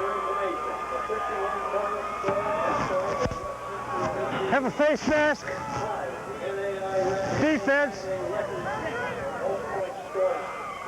Official there started to make the personal foul signal. Well, the battery on referees Nick Define's little microphone deal is still working. He's going to try to get a job down there. Face mask, defense, automatic first down. Apparently considered intentional with the automatic first down. And again, those mistakes by La Crosse, not helping their matter at all. They're going to have to certainly take a look at the films tonight and keep those things in mind next year. A reminder to all you folks watching back in Wisconsin and La Crosse and the entire Coulee region, join Jeff Lenzen tonight for a recap of the game at 10 o'clock on our New Source 19 weekend report, and then join Jeff again at 10:30. We'll be doing a live half-hour program, taking another look at today's game. Jeff will talk to Eagles head coach Roger Herring and a couple of the ball players. That's all coming up for you starting at 10 o'clock. The coverage continues at 10:30 tonight on Channel 19, WXOW TV. 2-yard pickup on the play, 2nd down, 8. Take this time to thank everybody in Pennsylvania and back in Wisconsin and even Ohio who have been watching this broadcast. We certainly hope you've enjoyed it at home. We've enjoyed bringing it to you. We're getting frozen to death at this point of the day. Certainly has been an enjoyable experience, I know, for myself, and I know a lot of people appreciative, certainly, of the exposure that the NAIA Division II is getting here this afternoon. Thanks to the NAIA for all their help in making this broadcast possible. Thanks to the folks here in Canton who have been very, very warm and friendly. Thanks to the UW Lacrosse Alumni Association. Thanks to everybody else. Thanks to the folks out in Pennsylvania for watching and helping to make it all possible. We've certainly enjoyed it. It's starting to wind down now. The folks on the Westminster sidelines with just 10 seconds to go. And with a flag, they are going to have to stop the clock. Also, thanks to our crew, which is freezing in all corners of this stadium. The folks from Image Video who've done a tremendous job. You've seen a couple of them on camera today, and they're everywhere, and they made our job a lot easier. And they have a lot more fun when they do these things in September, though, because this is a little bit too cold. That's it.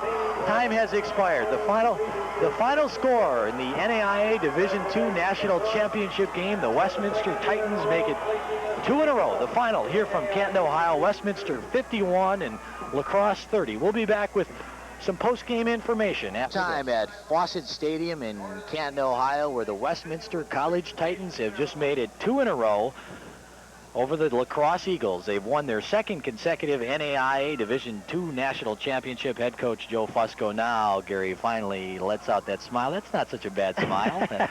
No, it's not. I was teasing him a little bit earlier, and I know some of the folks back in the New Wilmington area know that as well. We have exchanged barbs several times over the years, and it's all been in good fun. And when the smile does come out, it's usually well-deserved, and his team put on a fine effort here this afternoon, just taking advantage of a lot of lacrosse mistakes. I'm sure lacrosse is going to sit back and, again, appreciate the fact that this team from Wisconsin did get into the national championship. That's saying something in itself, but they do have some things that they'll want to concentrate on, I'm sure, for next season, and one of those is cutting down on some of the mistakes. I have to tell you one thing quickly. I'm surprised Westminster asked me to do this game because the last one I did with Westminster involved was the game they lost against Geneva back before the winning streak started. But you've redeemed yourself. Looking at the names of all the people on our crew who made this broadcast possible, they did an outstanding job. I'm sure you enjoyed all the pictures and the sound that they were able to bring you. Our congratulations go out, of course, to the Westminster College Titans who've done it again, a tremendous season. And our congratulations also go out to the UW Lacrosse Eagles, who, you got to remember, were picked to finish somewhere around 3rd or 4th in their own conference and really exceeded everyone's expectations, did a great job getting here. I know they're disappointed now, but they did have a tremendous season. It was an exciting football game here in Canton. We certainly enjoyed bringing it to you. We want to thank everybody involved from the NAIA, from Canton, the folks back in the Cooley region in Lacrosse, and the folks out in Pennsylvania who helped us make this broadcast possible. We hope you enjoyed it. I'm Jim Socia from WXOW TV in Lacrosse. For Gary Swanson from WPIC Radio in Sharon, Pennsylvania, once again, the final score, Westminster College 51 and University of Wisconsin Lacrosse 30. This has been the NAIA Division II Championship game. Thanks for watching, everyone.